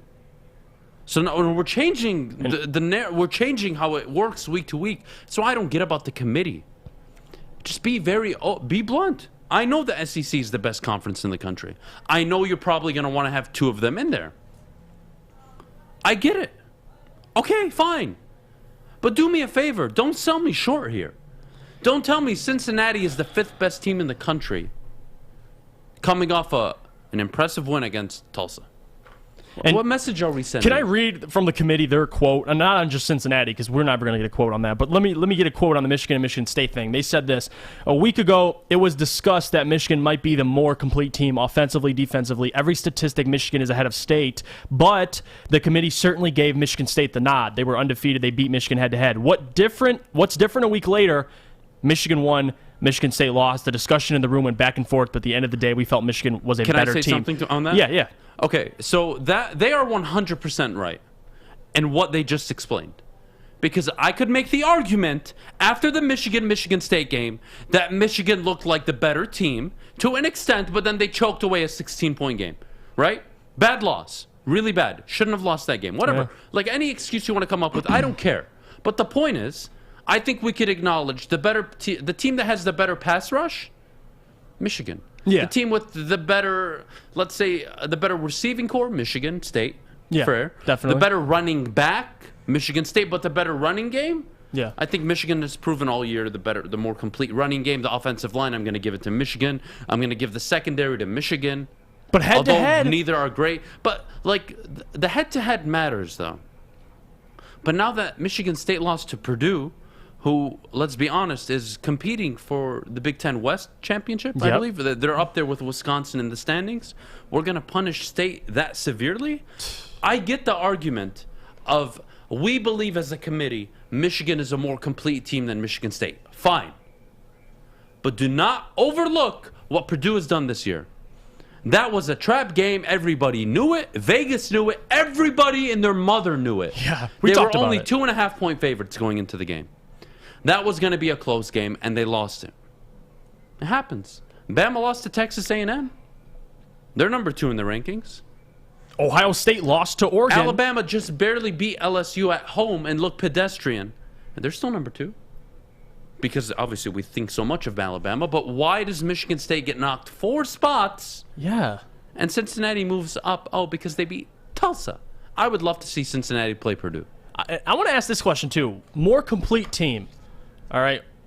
Oregon and Ohio State. You could give it. There's better players at least. They have the number 1 projected overall pick on Oregon. But let me ask you this: like, Ohio State loses to Oregon in a close game. They're below Oregon. 9 games into the season? Still, they're still trying to get above Oregon, regardless if Oregon lost to Stanford. Now we look at Michigan and Michigan State. Michigan loses to State. And then State loses to Purdue, and now they're below Michigan. Like, the committee's inconsistent, and that's where I have an issue. Like, no, the head-to-head matters between Oregon and Ohio State. But this one doesn't. Even though I think we all agree Ohio State is a more complete team than Oregon. But with Michigan and Michigan State, we believe Michigan is more complete than Michigan State, but head-to-head doesn't matter. That's my only issue. I don't care that this week they're going to be ranked higher. I could care less. It's not going to matter. Michigan's got to go beat Penn State on the road, and they're underdogs in that game. And we'll get to that game a little later. But what message are you sending? Did everybody expect Michigan State to start 8-0 outside of me this season? When I said they were supposed to start 5, I thought they were going to start 5-0. And then after that, I said they would be 7-0 by the time they played Michigan. That's a little different because hindsight, but still. Nobody really was taking Michigan State serious. Maybe that's this year. why they're discrediting them so early. And I think that's a huge reason why. And I don't agree with that, though. So Cincinnati is being rewarded because they played a meaningless bowl game against Georgia, and they looked kind of good. And now that Georgia's the best team in the country, we're holding on to that? Why does that matter? Why does that play into this season? Mm-hmm. Michigan State were awful last season. Started 8-0 this season. But, it's Michigan State last year, Mel Tucker's first year. It's year 2. Why? Why the discrediting? I don't understand it. And what has Michigan earned? They've never beaten a damn good football team in their lifetime under Jim Harbaugh, let alone prior to Jim Harbaugh. They haven't beat one yet this season. So what's the cachet? I get Michigan being good is good for college football. Believe me, I understand that. Mm-hmm. And I think it's really important that Michigan stays at this level that they're at to an extent. But to discredit Michigan State, I think, is a bit disingenuous. And I think rewarding a team like Cincinnati is bogus. It's just awful. I don't like it. Look, Wisconsin, damn good football team. Michigan and Michigan State both beat them. Purdue, damn good football team. Unfortunately, Michigan doesn't play Purdue this year.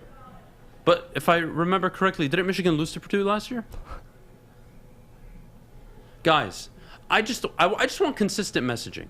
I sat up here all offseason. And I told you guys the lines were going to be bad. Lines are going to be bad. Even after week 1 where they showed like, oh my God, at the end they fall. Oh my God. And then they barely lost to the Ravens. I said, guys, it's a bad football team. Just chill out. Stop expecting everything. Give them time.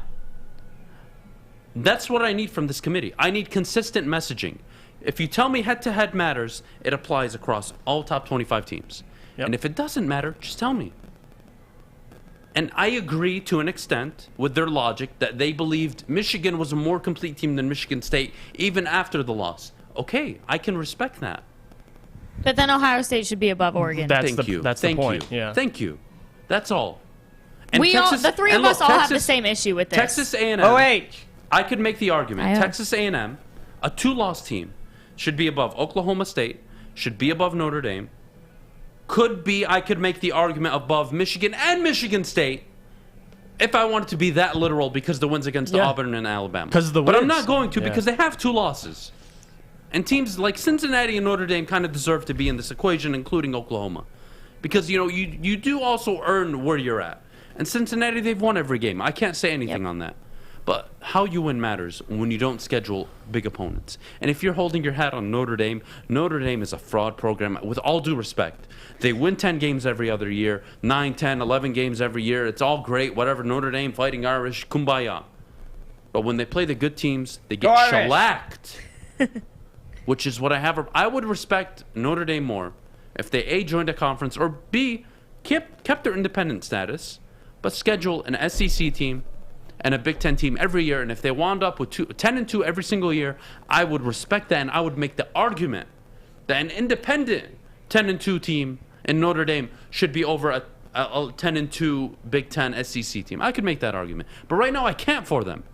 Because look who they schedule. They beat Purdue. That's a quality win. That's one of their only quality wins on their schedule, though.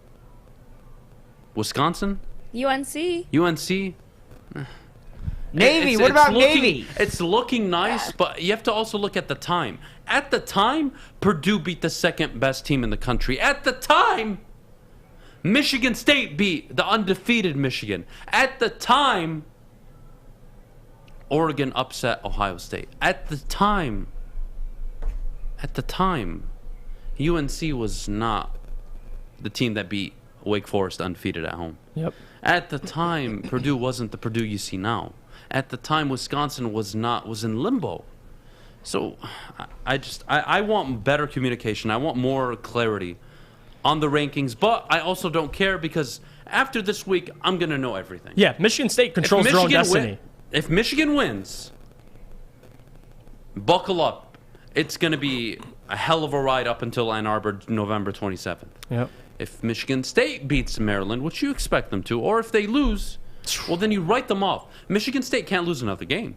Nope. They have a loss in the Big Ten already, and now they got to play Penn State, Ohio State, and Maryland. That's tough.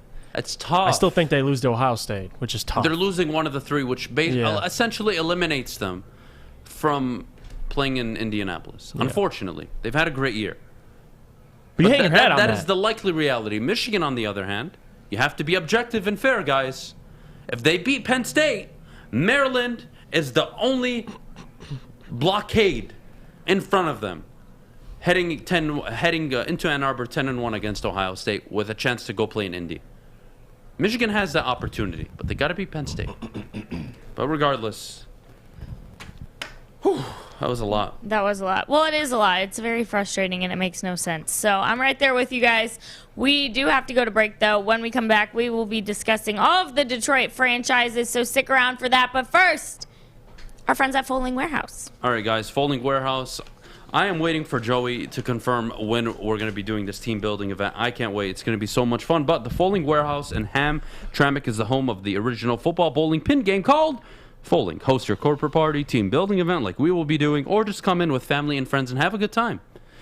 There's two ways to play. A $10 unlimited open play. Stay the whole time that we are open as an individual, or you can reserve a private lane for 2 hours up to 10 people for $120. We have over 100 beers, $2 Mystic Beer Machine, and, of course, multiple bars throughout our location. You can bring your own food, or you can have it delivered in. We don't mind. Come and get your fold on. Check it out, foldingwarehouse.com. Again, that's Folding Warehouse in Hamtramck.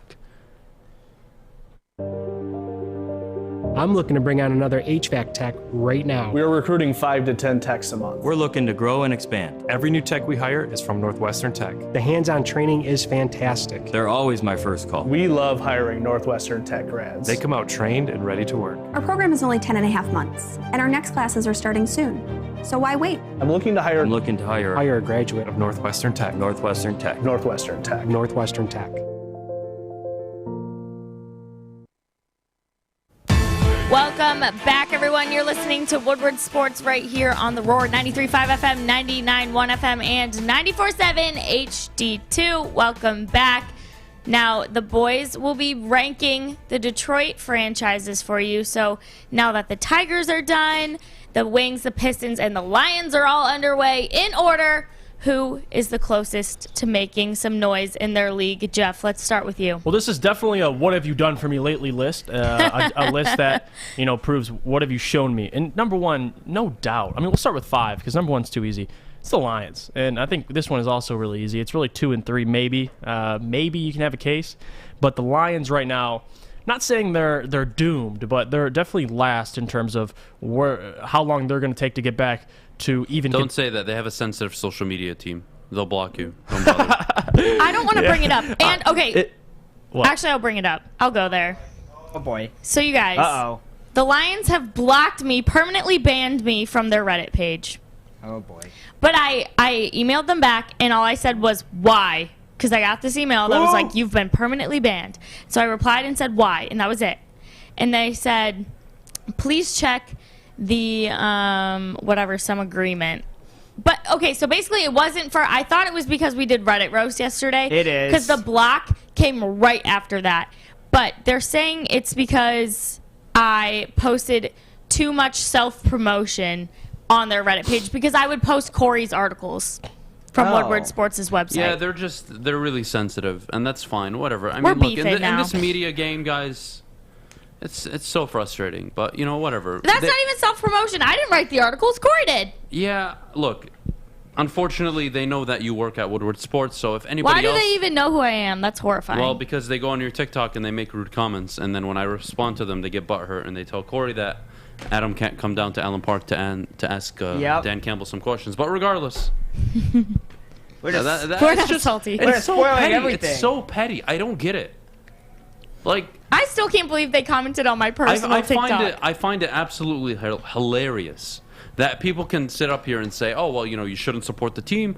You shouldn't buy their tickets. It's a horrible product. The Ford should sell. And then we sit up here and criticize the team. And, I'm a vocal criticist of the Detroit Lions, but I'm not going after them in that way. Here's my thing. And they are so butthurt. I don't get it. Here's my thing. Why me? I don't ever say anything mean. If anything, I'm a Sheila and Ford's apologist. You are associated with me. Yeah. I sit up here and defend Sheila. You will die by association. That's whack. Just like Corey will. It's the same thing. I don't get that, though. Like, what do you mean because of me? Like, Adam's over here, you're strictly, it's not like you're negative every single day. It's more so you're just honest. Well, I think there's a difference. You There's have a difference. an 0-8 football team. What do you want me to sit up here and say? Honestly, Right. Send me an email. Adam at Woodward Sports. Tell me what you want me to say. Not that I'm going to listen, but Why'd I'm you so open curious. your email to the public? What's the expectation? You are 0-8. You're in a rebuild. What do you want me to say? Oh, my God, I'm so happy. Oh, my God, we just lost another game. 8 in a row. Holy crap, I'm so happy. Negative would be like if we were like, let's say 3-2. Negative is if I call Sheila Ford a bad word. Negative is if I say you should stop going to Ford Field and buying tickets. You should stop buying hot dogs. Like, that is negative. Oh, love Me hot saying dogs. that the team sucks, which they do. That's a fact. It's just a fact. Me saying that the coaches are learning on the fly is just facts. Me saying Anthony Lynn has not done a good job this year is facts. Yep. Me saying that Jared Goff is a bridge quarterback going into the year is just a fact.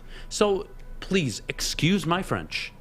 But holy crap, I've never seen such a sensitive group of people. No, it's really... It is unbelievable. It can't be like, I could see if you were coming after a franchise like the Wings or the Pistons. You're coming after a franchise that has done nothing. Like, and I get it's a football city. That's probably why, partly, that everyone's so ticked off at if you say anything negative at all about anybody. Even Jared Goff, how bad he was playing to start the year. You say one thing about Jared Goff, how dare you? How dare you come after? Now it's all like mutually. Everyone pretty much mutually agrees. But even before then, the whole Super Bowl thing, the playoff thing, like that was really, everyone was talking about that. I just think it's hilarious. It is hilarious. And look, I'm going to be honest. I have a leadership position at the company. If our company is not performing for a consistent amount of time, I need to look myself in the mirror. Mm-hmm. If people aren't doing what they're supposed to be doing, or we're not meeting expectations, that's on me too. Especially me more than anybody. And I need to accept that, and I need to find a way to deliver. And if I can't, then I'm just not good at my job. But you're accountable. But you got to hold yourself accountable. And you know what? When Woodward Sports has a dip in on their monthly report in social media or whatever it may be, I got to sit up there and say, what did we do wrong? How do we prevent this from happening in the future? I don't sit up there and say, hey, all those people that were saying bad things about Woodward Sports on Twitter, we need to block them. Why? It's so funny. It's so funny. But let's get back to the topic. We agree, though. Let's just get this out the way. Let's get the cat's out the bag. Lions are 5th or 3rd, 4th, whatever the list is. How many teams do we have? Honestly, if there's 4, make them 5th. I think I'm going to disappoint you with my 3rd. Just put them below what? I think I'm going to disappoint you with my 3rd. If you say the Red Wings, I'm screaming at you. What's your 3rd? No, what's your 3rd? Thank you. Detroit Pistons. Yeah, that's my 3rd. Oh, really? Yeah, I can't sit and tell you the Pistons are out of the Tiger. I can't. Oh, yeah, no. I can't tell you that. I'm so happy with what AJ Hinch has done for the Tigers. Definitely. Al Avila, you did a hell of a job hiring that guy. Great decision. Hell of a manager. That is the first time I've complimented Al Avila, I think, in 12 years. That is saying something. Yes, sir. So, hats off. Go get something done in free agency. Don't give Correa a 10-year deal. He'll be 38, 39 by the time you're finishing it. Please, we made this mistake with Mickey. We overpaid him for what he had accomplished, so I kind of don't mind that. But please, not with Correa. Offer him a 6-year, $35, $40 million deal. Yep. I'm okay with that. Overpay a little bit. But don't give him the 10-year. Don't. Just overcompensate on the annual amount of money you're paying. Please. That would be my recommendation. But they're the number 2 team for me. The Pistons number 3. They look shaky right now. My man Duke in the chat. This is hilarious. I forgot the Detroit City FC is ahead of the Lions. We'll say the Lions are 5th. FC can throw them in the 4th spot. At least they're winning something. I think they're joining the USL, by the way. Oh, wow. That was a big decision. Yeah, so, that's huge. That's the one thing. Look, I'm not a soccer nerd. I don't know everything. But, Europe does one thing really well that the U.S. doesn't. And I want Fish's opinion What is on that, this. Adam? And that is the relegation system. So the USL and the MLS need to find a way to. Right now, if you want to start a new team in the MLS, you just buy in. Yeah, they're not. You buy in They're for not like going to do 500 that. million or something like, or 100 million, whatever it is. Right. You buy in. You're kidding yourself, Adam, if you think they're going to change. I know, but it's a bit. It really takes away from the competitive side of the sport. I could argue Detroit City FC is probably a top 12 team in the MLS right now. Yeah, they definitely would be If in the they walk MLS in. if they had the system. They have a top coach. They have a top goalkeeper. The defense is solid. I would take them. I would say they make the playoffs year 1 in the MLS. But I think you got to promote a relegation system. Get rid of the playoff system. Introduce a relegation system. The team that finishes with the most points at the end of the year is champion. I really like that idea. Or you do like a NCAA tournament kind of thing. Hey, the regular season champion gets an award for the most points, like the trophy in the NHL, Right. The President's Trophy. You finish with the most points, you get an award. But now we're starting the playoffs. The top 8 teams make it, and they duke it out. Cool, I'm cool with that. But you gotta give the younger. There has to be growth opportunity. It can't be you're playing at a youth level, and then you go to these like USL teams, but it's just I'm waiting to be signed by an MLS team. Why? Like, give these USL teams the funding and the proper support to try and get to the MLS where they can win and actually grow their team. And if you finish bottom 3, well, you go down to the USL, you reload your team, and you try to get back to the MLS. Yeah. And you operate financially. That's what happens across England, Italy. It happens everywhere. I think that's the better model, but sorry, that's just my DCFC rant. It's great to bring them up. They deserve their credit, man. The coach came in when I was on with Stick one time. We interviewed him. It was great to have him on and just his energy and his enthusiasm. So you got to show FC some love. Put them up there, Detroit. They can go 4th. Lions, sign down to 5th. But yeah, 3rd, we agree. Pistons. 2nd, I'm sure we'll say it's definitely the Tigers. And number 1. The Detroit Red Wings, Steve Yzerman himself. It's not even their 1. It's like 5, 4, 3, and 2, and then all the way down here is 1 with the Red Wings. I'm so happy for them. Yeah, they're the only team above 500 right now, and more importantly, they've shown things. I don't think Easy knows how old I am. Easy, I'm 37. Stop saying that to people. They believe you. When I met Adam, I thought he was like 30s, I love early Easy. 30s. Me and Easy will get you ready for any celebrity. I would love to see Adam. We saw a pie. You get hit in the face with a pie yesterday. I can still smell the whipped cream. Sorry. That's the most frustrating thing ever. Sorry, Adam. And it's not that Fish I hit blame me you. with the pie that was like what hurt. It was like he hit it like going Like up. up your like, nostril. It got like the bone right here. Yep, and then I it know. went, all the whipped cream went. Probably it's in my brain still. That's probably why I'm not thinking straight this morning. So that's what happened to me yesterday. So I'm glad everybody got to enjoy me getting pied in the face. No, Regardless. that was honestly one of the most iconic moments I've been a part of at this point. Like, it was funny. Honestly, I dressed coming into work that day. I didn't even know that the pie was still a thing. Like, if I lost last night, I would have came in still dressed. But you were in a suit and little without the jacket, of course. But you had your nice outfit on. You still took a pie in the face. So I had to go home and shower. I got to give credit to my man. He had to go home, shower. And when I came back, I was like disoriented because I could still smell the whipped cream. It was extremely strong yesterday. PTSD from now the it's whipped cream. slightly better, but yeah, I have a little bit of PTSD. But I'm not 28, Vinny. I am not 28. So All right, everyone. Pretty You dang can close. keep Wrong guessing number. Adam's age in the chat. We got to go to break. Coming up next, we've got the Pistons preview. They are taking on the Rockets tonight, which means we will see that man Jalen Green tonight. But before we go, Jeff, where do you get your hair done? Yeah, listen, I could tell you where to get your hair done. Anyone in the comments, in the chat, I see you guys all talking. I know a lot of you guys need a haircut. All right, I don't know any of it, but I can just feel it, and I know where to go. It's Lady Jane's.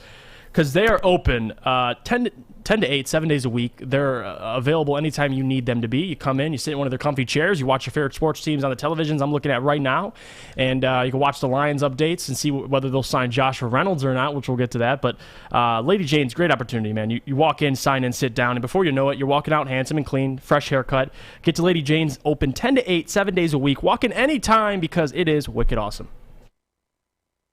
Okay, you thirsty little spin goblins. I want you to pedal into the next dimension. Spin it! Spin! Spin! Uh-oh! Carmen's falling behind. Let's give her the hiss of shame. Spin! Spin! Spin till you bleed! Don't ride the bike of shame. Come to Planet Fitness and find your own lane with tons of equipment, free fitness training, and no hissing. Join today for just $10 a month. Make sure you download the Woodward Sports app in the App Store and the Google Play Store today. Take Woodward Sports with you wherever you go and listen live on your phone or mobile device.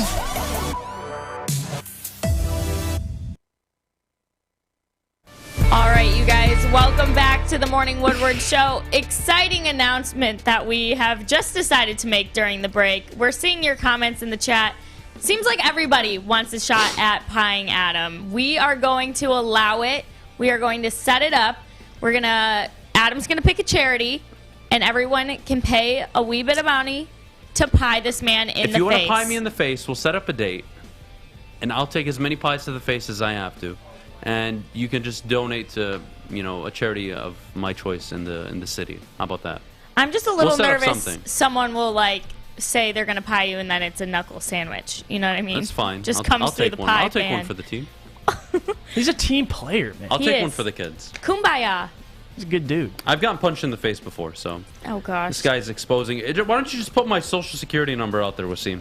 Thanks. He did. Hey, to Wasim's credit, he did say it could be a lie. Whatever. Whatever. All right, you guys. Now we have to get into the Pistons taking on the Rockets on the road. You know what that means? Running into the number 2 overall draft pick, Jalen Green. We're here looking at a pair of teams that both have just one win. Not great teams on either side here. Pistons' lone win was over Orlando, and the Rockets was against Oklahoma City back on October 22nd. But most excited to see this Jalen Green thing pan out. He has changed his tune a little bit about what it means to play Detroit. We have the clip, so we shall play that. Westy, don't sass me. Here it is. Feel about that kind of spotlight and conversation that we're all centering on? I know it's probably a big deal, but I'm just thinking of it as another game for us to go in and get better as a team and try to get a W. So a little bit different than what he was saying at the beginning of the season or before the season started, when he was like, I'm going to make Detroit regret not picking me. Detroit sucks, blah, blah, blah. Everything he was saying. I didn't want to live in Detroit anyway, when he totally did. But you guys, your thoughts on Jalen Green versus Cade Cunningham, Pistons versus the Rockets. Jeff, let's start with you. Well, it's a big game.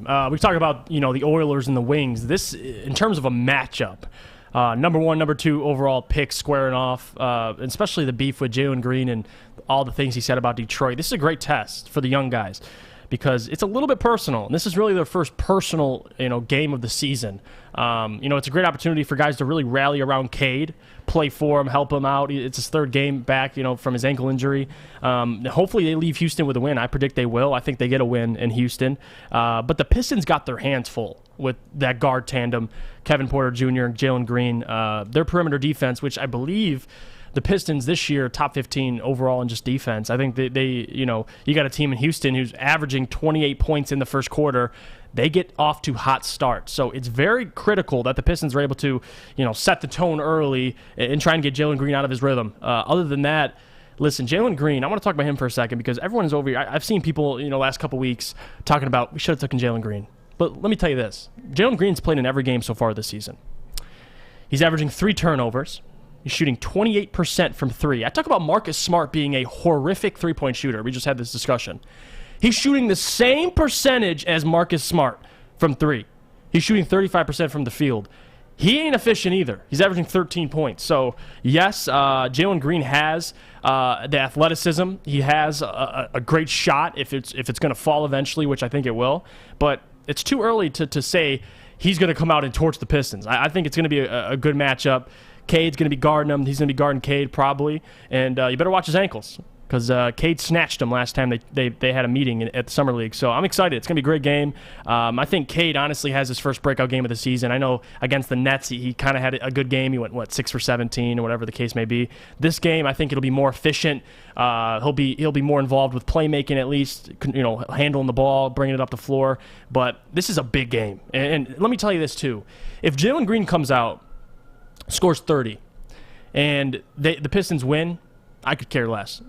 Cade Cunningham's that dude. We took him to be that dude, to be a contributor to the win category, help us win games. I think he does that better than Jalen Green. They both had one win. Call it what you want. And you can easily say that Houston has more veterans, better players, but the Pistons are young and they're gritty. So I'm excited for this matchup tonight. I got the Pistons winning close. I'd probably bet, honestly, the under on most of these point totals. I'd probably go 105-98. I think the Pistons close out.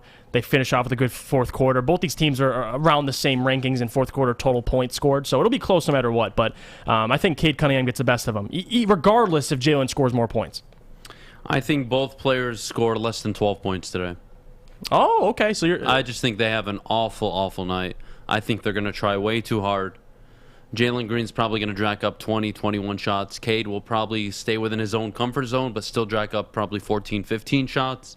I think it'll be an inefficient night. As much as I want to say I'm looking forward to it, I'm really not. It's not that big of a deal for me. I mean, Cade's not in his prime, neither is Jalen. So, but it's the first regular season meeting. Yeah, but this isn't like Melo and LeBron coming out of college where they were ballers day one. And when they played each other, you were like, I got to watch that game. They're the alphas. They're ballers. I mean, Jalen Green, you have questions. Cade Cunningham, you have questions. So this isn't like two alphas going at each other where the narrative is nice. I do agree, but I don't see anything special in the game. I really don't. I just want the Pistons to win, to be honest, because what are they, 1-9? Yeah. You gotta turn it around. Come on, Dwayne Casey. And you're facing another team with one win. Yeah, this is not a good Houston Rockets team. Kelly Olynyk probably is the baller of the night. That is my bold prediction. Kelly Olynyk drops damn near a triple-double tonight. You heard it here first. Adam might slide $10 on that after the show. I don't know what that plus whatever the odds are that is, but it's probably really good. I'm making a bet tonight. Kelly Olynyk to have a triple-double. Plus 500. And Cade Cunningham and Jalen Green to hit the under on both of their projected points on MyBookie. Fair? We'll see. It could go either way. Like, it could get real competitive where they're going tit for tat, but like you said, they haven't really gotten to a great start. I think the storyline's the main thing, though, Adam. Like, what Jalen Green's comments and Cade being selected, I think that's really the intrigue for me. Like, I'm excited to see how at least Jalen Green performs. Like, listen, this is your chance. You got the team that should have selected you at home more than an opportunity to show out. So we'll see. We'll see, though. It's going to be I think there's it's not like, I'm going to sit here and say this is, like you said, LeBron and Melo. I mean, this isn't like top, but it is the number 1 and number 2 overall pick. So yeah, but they're not alphas. They're not averaging 20 points a game right now. They're not like ballers where you're like, oh wow, this is the best matchup. I mean, they're still finding their own rhythm within their own teams, let alone to be concerned about, oh, Jalen Green is doing this and Cade Cunningham is doing that, and oh my goodness, when they play each other, it's going to be a big deal. It's really not. At least I don't think it is. I think it's just another game. I think both rookies are still trying to find their step in the league. And these are two bad teams. So, again, Kelly Olynyk, MVP of the night. That's what I'm going for. I just want to see Cade's shot fall, man. I mean, eventually. Because even if we lose this game, Cade looks good. I'll take it. I'll be happy. But if Cade looks bad and we lose and Jalen Green looks good, I'm calling into work tomorrow. I'm not coming. All right, you guys. Coming up next, we will be talking about Michigan and Penn State, what this means for the Michigan program. But first, our friends at Gypsy Vodka. Guys, Gypsy Vodka, it took 50 years. It took exploring 50 different formulas. This is a new one.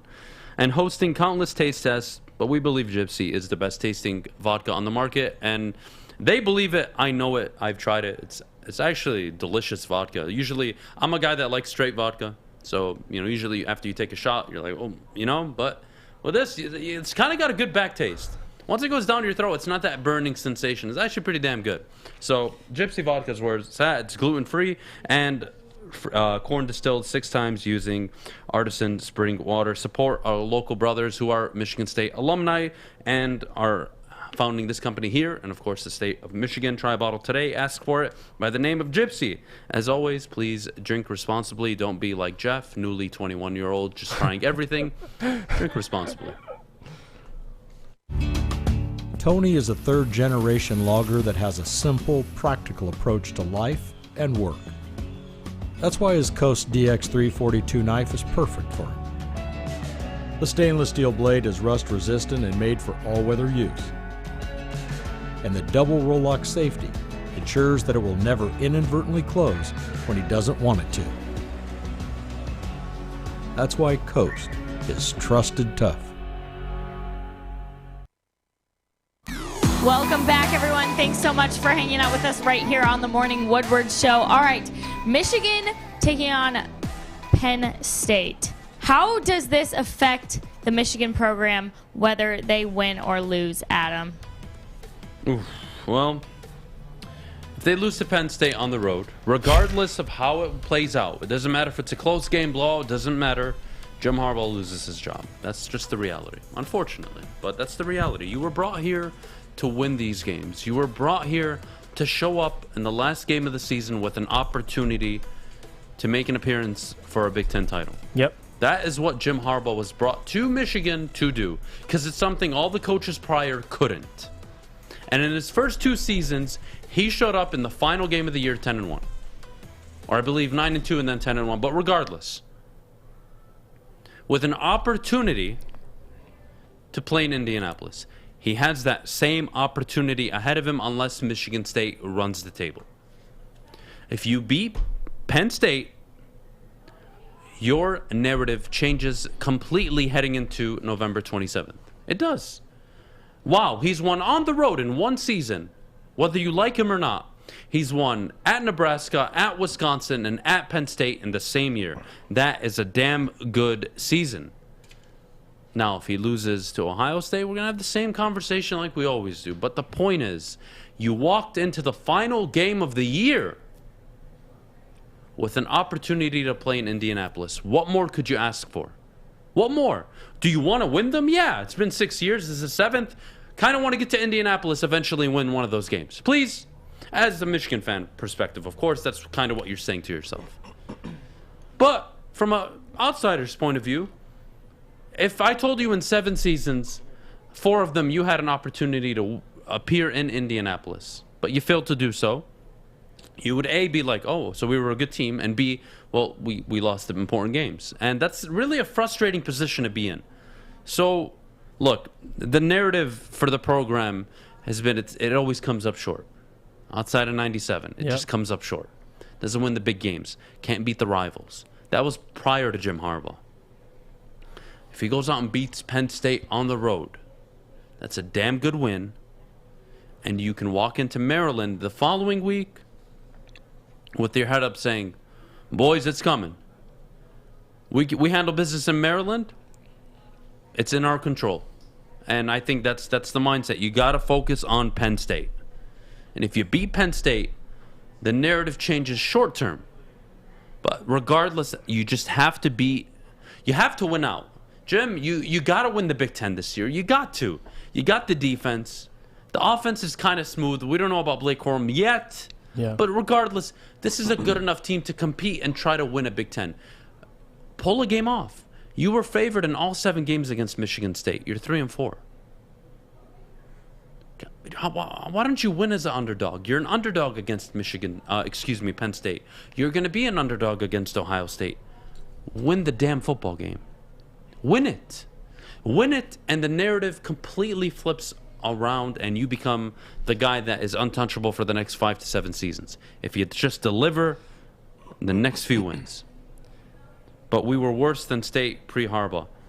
Don't disagree with it. Oh, okay, sorry, I misread. But regardless, guys, take care of Penn State, and you have an opportunity to walk in November 27th against Ohio State with a chance to win the Big Ten title at home. What more could you ask for going into the year? You lost to State. So what? They're a damn good football team. You blew a 30-14 lead. That is a you problem. Yep.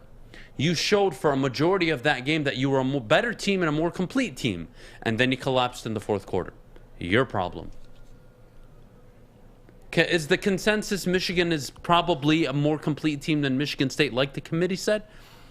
Likely that's the case. I could make that argument. I could agree with them, sure. Yeah. But it doesn't take away that you failed to deliver in another big game. Go beat Penn State, Jim Harbaugh. That's simple. And I said, we were talking about this when they faced Michigan State. Jim Harbaugh has to win 2 out of the 3 between State, Penn State, and Ohio State. He already dropped the first game. Needs to win the last 2, or last 3 rather. You got Maryland in there, but he needs to beat Penn State this weekend on the road. Penn State, respectable offensive line. You got your 2 studs on defense.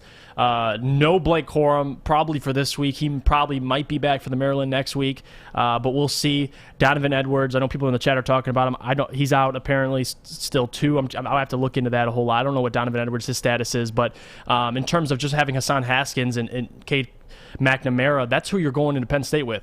So you better pray that you got guys like David Ojabo and Aiden Hutchison making plays for you. Because Jim Harbaugh, if you lose to Penn State, I can't argue for your job. I don't know how I can, because you're probably going to lose to Ohio State. So, and if we're talking about beating your rivals, you're 0-3 against 3 games you need to win. And it's hard for me to tell you to keep your job when you beat an Indiana, you beat up on a Western Michigan. It's hard. So, but the thing is, Michigan and Michigan State both control their own destiny. Michigan, in this aspect, can come out, beat Penn State, beat Maryland, beat Ohio State, and control his own narrative. Michigan State, they're ranked behind Michigan, but they can still win out, play a tough game against Ohio State, maybe beat them, probably not, but they control their own destiny. Both of these teams too. And listen, Jim Harbaugh this week, it's going to be a big game, man. I cannot wait to see this on live television, just to see the amount of pressure the football team's on in general. I mean, with the injuries, Aiden Hutchison's banged up now. You don't have one of your 1-2 punch. Cade McNamara, you're going to have to ask him to do a whole lot more, already banged up.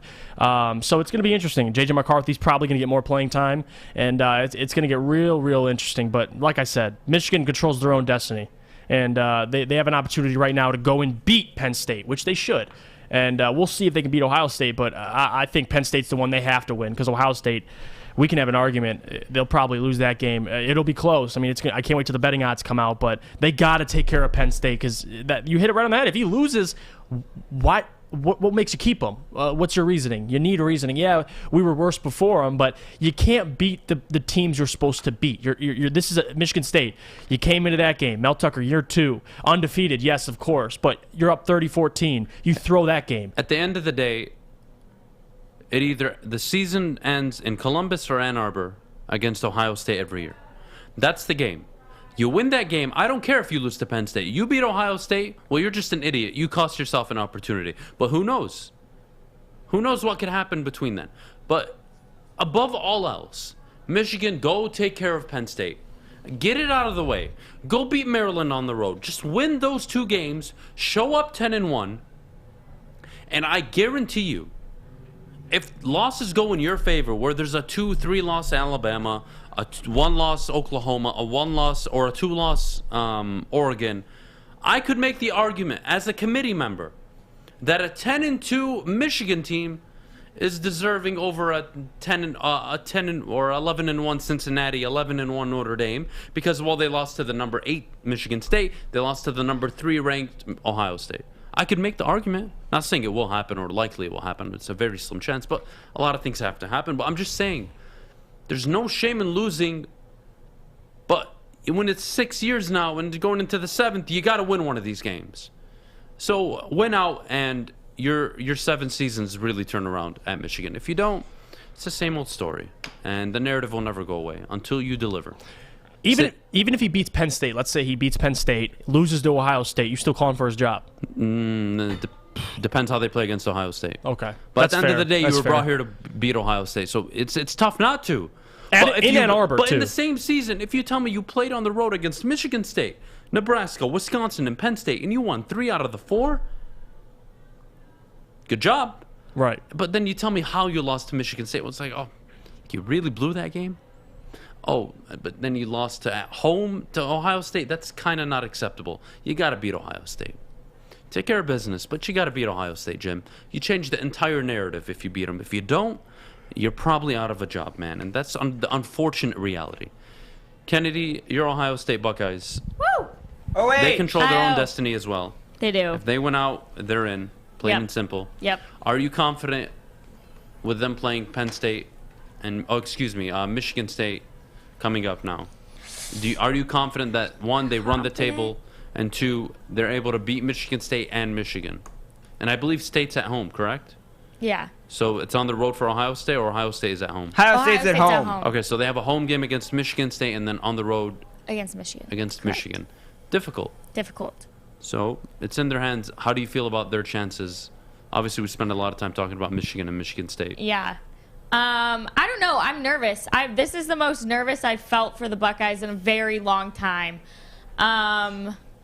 It's hard to say because it depends on which team shows up that day. Ohio State looks a little shaky at times. They looked shaky this past weekend even. I thought they were going to cover, and they couldn't win by 14 points. So games this year have certainly been closer than I'm used to, which makes me nervous going into these really well-rounded Michigan and Michigan State teams, I will say.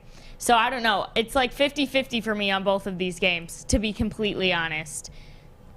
That's where I'm at with it. I think the rivalry gets Ohio State really going. So I think if they were going to lose to one, it would honestly be Michigan State because they would be not thinking about it as hard. I don't know. If that makes sense. Look, Ohio State, they're Ohio State. That's not changing. And I read a comment in the chat. Jim Harbaugh needs to get fired. Essentially, he's had a similar career to Stafford. Well, guys, context matters. It really does. And you look at the Lions before Stafford, they were garbage. And you look at them after right now, they're garbage. And you look at them with him, they were averaging about 7 wins a year when he was starting the full season. I mean, yeah, he didn't deliver in Detroit. There's never been a quarterback that has delivered in Detroit. But Michigan wasn't garbage, for Michigan like was Detroit. Garbage the year prior to Harbaugh showing up. They were unranked when he showed up. He went in his first game against Ohio. Yeah, prior to the hiring, of course. The point is that Jim Harbaugh walked into a situation that he's in now. It was a program that couldn't beat Ohio State, couldn't beat Michigan State, and couldn't win the big games. And they couldn't put together 10, 11 win seasons outside of the one Brady Hoke year. That's it. Congratulations. You were already losing Ohio State all the time. Mm-hmm. That didn't change when Harbaugh took over, but that's why you hired him. So in that aspect, yes, he has failed. He has failed to win against the rivals. He's failed to deliver a Big Ten. Mm-hmm. But this is your best shot, Jim. Yeah. You can't go another year of, we didn't deliver again. You can't. It's year 7. Step up and win the damn games. Don't lose to Penn State. Don't throw away a game at Maryland, and go beat Ohio State at home. That's simple. That's your job, Jim. Win out. If you can't win out, I don't see how you keep that job. I just don't. Kennedy? All right, boys. We have some Lions news that just came out that I will get to in a second, as well as getting into the Lions potentially signing one of Goff's former wide receivers. We'll get into all of that next. But first, since we're going to be talking about Lions, I got to tell you what you should do with your weekend. Of course, you should be coming to the Detroit Lions pregame show on Woodward Sports. We will be live from O'Toole's in Royal Oak for the Lions vs. Steelers pregame with Jose Cuervo from 11 a.m. to 1 p.m. Braylon Edwards, Ryan Armani, Maz Jade, and myself will be there. So make sure you come or you tune it in on the Riff or streamed on Woodward Sports socials. And then, of course, party don't end at the pregame. You got to come hang out with Stick Anson and Jim Beam at the 2-minute warning watch party for every single Lions game at the Brass Rail. We start live streaming right at the 2-minute warning of every Lions game to get the reactions and crowd interactions. There will be DJs, drinks, and a Woodward Sports VIP section with food and more. So make sure you stop by after every Lions home game at Brass Rail in Detroit. All right, we will see you after the break. Fellas, football season is here. It's time to make your grooming experience easy like Sunday morning. Get to Lady Jane's Haircuts for Men. Walk in, relax, watch your favorite team play, and before you know it, your hair will be game ready. Get to Lady Jane's, open 10 to 8, 7 days a week. Walk in anytime. It's wicked awesome. Make sure you download the Woodward Sports app in the App Store and the Google Play Store today. Take Woodward Sports with you wherever you go and listen live on your phone or mobile device.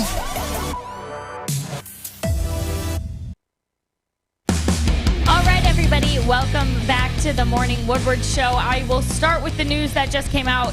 Quarterback Iffy will be at practice today. He's back at it, and also Decker should be practicing for the first time today as well. So a lot of that to look forward to. We might see some old/new faces in the lineup come Sunday. And then, of course, wide receiver Josh Reynolds asked for and was granted a release from the Titans yesterday. You know, the one advantage of having the worst record in the NFL is that we do get priority number one on the waiver wire. Wow, tongue twister.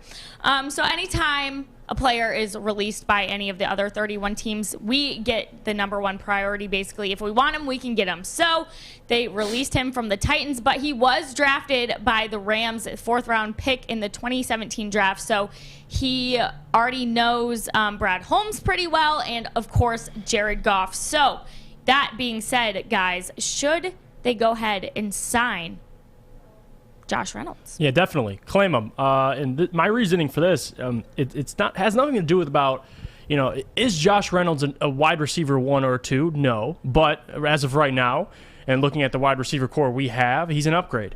And it's a great chance for Brad Holmes to reunite with him. He had a big part of taking him when he was with the Rams, and we're first on the waiver wire. And number 2, Jared Goff has rapport with him. I mean, what do you have? 637 yards. He had 600-something yards in 2020 with the Rams with Jared Goff as his quarterback. So the guy can put up production. It didn't work out in Tennessee, but the guy's not going to have a Sean McVay in Detroit. He's going to have Anthony Lynn calling plays. But at the same time, I think Josh Reynolds is an upgrade over anybody we have right now. Amon-Ra St. Brown I like, but I mean, Josh Reynolds is better than Khalif Raymond, so you put Josh Reynolds in there and see what he can do. So absolutely they should claim him. In terms of Iffy, I want to talk about that real quick. I'm excited to see him play again because if you look at his game, strictly isolate his game against the Packers when he injured his quad, had a pass deflection. I mean, yeah, we got blown out, but he played hard, and that's a corner I'm excited to watch play. But going back to Josh Reynolds, if he exceeds expectations this season, you claim him. You sign him. That's the beauty of it. I don't think Josh Reynolds is going to make the deciding factor between 0 wins or 2 wins, but it will help your wide receiver core for now, for the future, and he's just a piece. So of course, it ain't going to hurt the Lions. I think it's a great idea. What about you, Adam? Well, look, the Josh Reynolds things make sense. I don't mind it as much. I think it's a good move, especially you have rapport already with Jared Goff. I don't think it's any much of a difference. I think the best thing or the best news to come out of this whole topic is Iffy is going to be back. Cornerback, young. When he was playing, he looked good. He looked solid, showed promise. So whether or not he plays against Pittsburgh, I think maybe that's too soon. But for sure against Cleveland, I'd imagine he'd be suiting up. So you just got to roll with the punches. It's a rebuild year. You don't need to rush anybody back. You just want to see what you got in your young players. That way you can make the decision in the next year, 2, 3 years. All right, these are the guys we're taking with us moving forward, and these are the guys that we're likely to move on from after. I think it's pretty straightforward. I don't see any problem with it. If they want to go after Josh Reynolds, again, it's not a game changer. No. It's not a guy that's going to turn you 2-3 win differential, but go ahead, Kennedy. No, I was just going to say, I do think he's a good piece. I mean, it would be $500,000 for the rest of the season.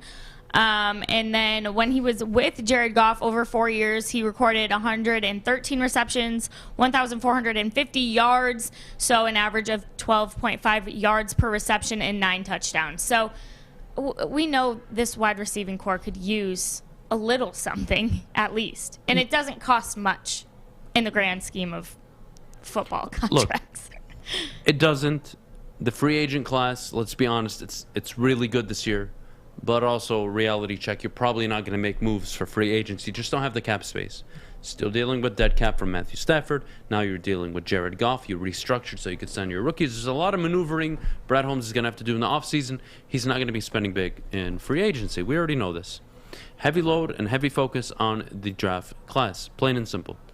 That's your option. And that's really it. I'm not sure where else to go with this, to be honest. The Lions are in a position where they are 3 years out from being a 9 to 10 win football team. They just are. The Cleveland Brown model. They went offensive line, great, cool. If the O-line's healthy, that looks good. They have 2 backs, okay, good. They have a bridge quarterback, sure. But you got to draft a quarterback still, which can be done this year or the next year. And then you got to figure out wide receiver position. Is that going to happen in the second, third round of the drafts? Are you going to reach in the first round? Try and land yourself a Justin Jefferson, who knows? And then you got to fix the secondary. And is Okudah going to come back? Is he going to be a valuable piece to this defense? Or is he just a number 2, number 3 corner on the team? You hope he's a 1, but that's kind of his ceiling right now, maybe? You don't know. He's been injured, and when he's played, he's looked not good. So that's not promising. You need safeties. Are you going to re-sign your safeties to a big deal? I'm not sure. Maybe. What can you afford? Is he going to take big money elsewhere? You're not a winning team yet. You're not going to be one this year, and you're definitely not going to be one next year. Mm-hmm. So for the next 2 seasons, while you have Jared Bum Goff as your quarterback, you're going to lose a ton of football games. And then by year 3, Dan Campbell hopefully has really taken that next step as a head coach and really is starting to find his groove and has an identity and has his team playing the way he wants them to play. And of course, Brad Holmes supports him with player personnel. And if you have that, well, there's no reason why you can't expect 9, 10, 11 wins in year 3. That's all it should take to turn it around, no matter how bad your situation is, if you just do the right things. And if you aren't doing the right things, well, what the hell are you doing? You're paid millions of dollars to make the right decisions. You're not paid millions of dollars as a GM, as a head coach to, I get it right every once in a while. No. You are in charge of this franchise, and you are in charge of this rebuild. And I always use the Chargers example, to have 3 to 4 draft years that sound just like this. James Darwin, Joey Bosa, your franchise quarterback in Justin Herbert, and then you follow it up with Rashawn Slater, one of the best tackles in football right now, and Asante Samuel in the second round. You need a 3-year period like that. And if you don't have it, well, how do you ever expect to really win games consistently? You're always going to be SOL if you win 9, 10 games in 2 years from now, and then you go another 4 years winning 6. That is not progress. Striking lottery, winning 8 games out of the 9 you win on fourth quarter comebacks isn't sustainable. You've never had a sustainable product. So hopefully this new regime puts it back out there. And if not, you're back to square one again. And what more do I have to say to you? Anybody? Jeff, Kennedy, Fish? Somebody help me. What more can I say? What more can anybody really say at this point? Like you're 100% right. It comes down to the fact that the Lions are at least 2 to 3 years away from making any noise at all, because there's a lot of work that needs to be done. And it starts, I think the Lions' number 1 priority right now should be retaining their already good players, like Tracy Walkers of the world. Or that's your number 1 priority, adding talent and keeping talent. So like the Cleveland Browns did. So that's a pretty good comparison. Look, if you have the number 1 overall pick and you're not confident, get assets. And somebody offers you 3 first-round picks and a second and a third, you trade back to 5 or 6 or 7, whatever it may be, and you settle for one of the better defensive players coming out of the draft.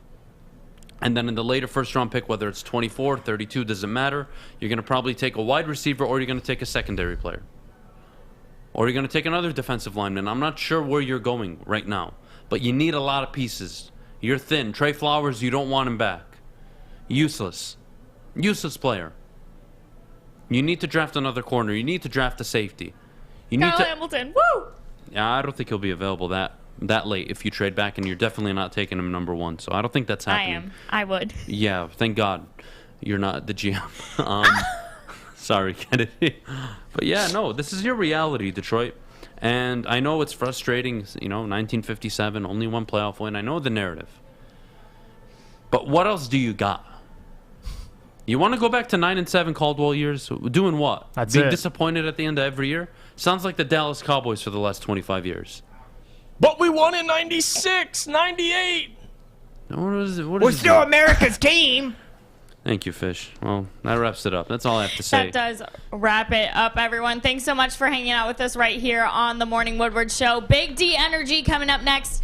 They will be squad deep with Joik and Neil Rule. And is it Terry Foster today? Terry! Oh my gosh, we love when Terry's on. All right, you guys, this has been the Morning Woodward Show. Thanks so much again for hanging out with us. We will see you back here tomorrow.